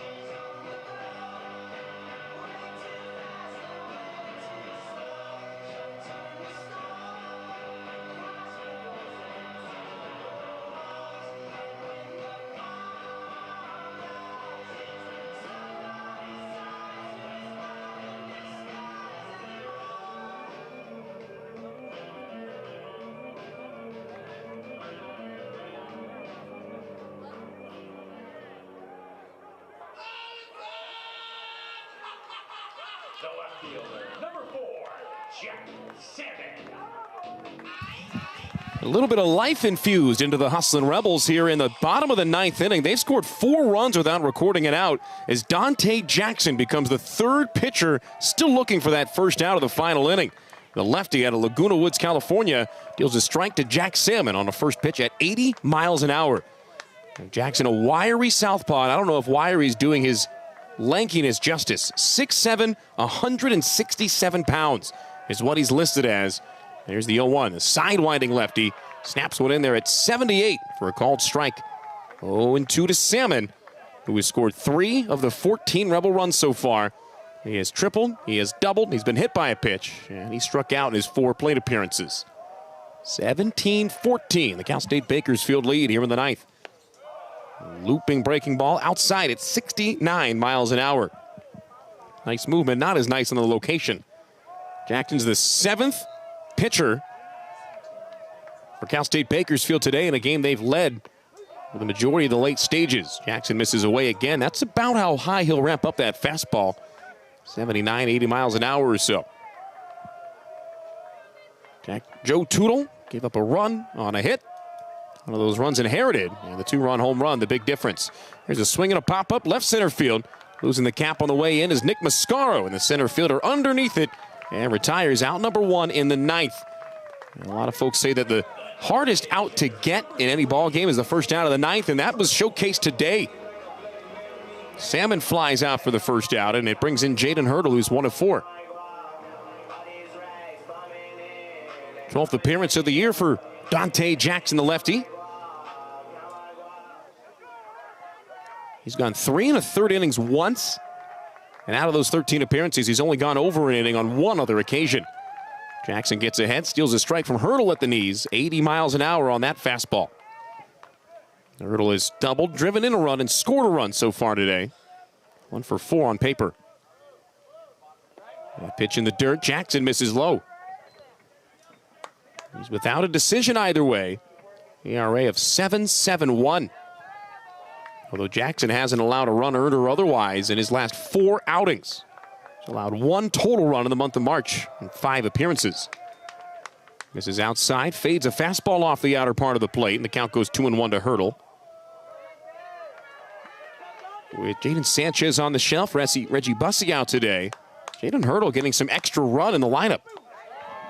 There's a hanging slider right down the middle at 69. Hurdle would like to see that one again as he watched it right down the chute for strike 2. Dante Jackson comes set. The side-winding southpaw deals. 2-2 fastball. Lifted in the air. Left center field as Bennett works towards the gap. That's off the base of the wall. Hurdle turns first. He'll slide into second, standing and safely. Hurdle becomes the 5th Rebel base runner of the inning. It's another extra base hit for UNLV. 15 hits in the game, 2 base hits combined. Unbelievable. The Rebels stringing it together and giving the fans some hope here in the 9th. They enter the inning trailing 17-10 after Cal State Bakersfield scored 13 runs in their final 3 at-bats. Rebels have plated 4 so far in the 9th to make it a 3-run game, and the tying run on deck in the form of Gunnar Myro. First things first, Gavin Taylor, at the 4-hour mark of the game, is going to bat for the 4th time. Time called as Corey Vanderhook wants to give through an extra series of signs on the 3rd base line. And now Taylor begins the 4th plate appearance against the lefty Jackson. Watching all the way and running fastball outside at 79. Again, Jackson's last 5 outings in the month have been a combined 4 innings, combined 1 run on 2 hits, 2 walks and 2 strikeouts included. This is away here, and it's 2-0 against Taylor. We talk about the extra base hit party. Taylor had been the main guy. A home run and a double in his first 2 at-bats. He even played in a run on a sac fly in the 8th. 4 runs batted in for the catcher, coming in off the bench. On 2-0, he watches all the way as Jackson fires a fastball in there for a strike. And for Jackson, really the only outing in which he got knocked around a bit was at Texas Tech. Top 15 team in the country at that point. 2 hit batters, 3 runs. He didn't record an out. Ground ball softly hit off the end of the bat to the right side. The pitcher covering. Jackson takes the feed from the first baseman Wilkes. Scored 3-1 on the card. Hurdle moves from second to third, and with that, trailing by 3, the Rebels down to their final out here on a Monday afternoon. After they won the first 2 games convincingly against San Jose State, they were mercy ruled 18-8 in a 7-inning shortened game yesterday. They went out away from dropping another one today. Last 3 games for UNLV, they've allowed 8, 18, and 17 runs. First pitch to Myro, top of the zone, in there for a strike as Jackson gets ahead. Second baseman Cordero started to move up the middle. Looked like he wanted to go into the shift, but instead goes back to his normal alignment. The 0-1 pitch. Myro swings and misses. Changeup at 70, and he's underneath it for strike 2. Myro trying to extend the game and get us back to the top of the lineup. With a runner on third and 2 down. The 0-2 pitch. Chopped to first. This should do it. Wilkes fields underhand. Flips underhand. Jackson there in time. And that's all she wrote. Rebels fall 17-14. Despite a late comeback bid, that falls just short. Cal State Bakersfield improves to 12-16. They are 5-8 on the road. The Rebels 18-11, 13-6 here at the Earl. Played today's game in 4 hours and 7 minutes in front of an announced attendance of 166. And that's all she wrote. Rebels taking on New Mexico next week. Thursday, Friday, Saturday. Come out here and join us on the Mountain West Network. I'll be on the call with my partner, Drew Neverett, 6 o'clock, 6 o'clock, and noon on those 3 days. Enjoy your week. Enjoy your night. And that's all from Earl E. Wilson Stadium. Good night, everybody. Score for CSU Bakersfield, 17 runs, 15 hits, 1 error. For UNLV, 14 runs, 15 hits, and 2 errors.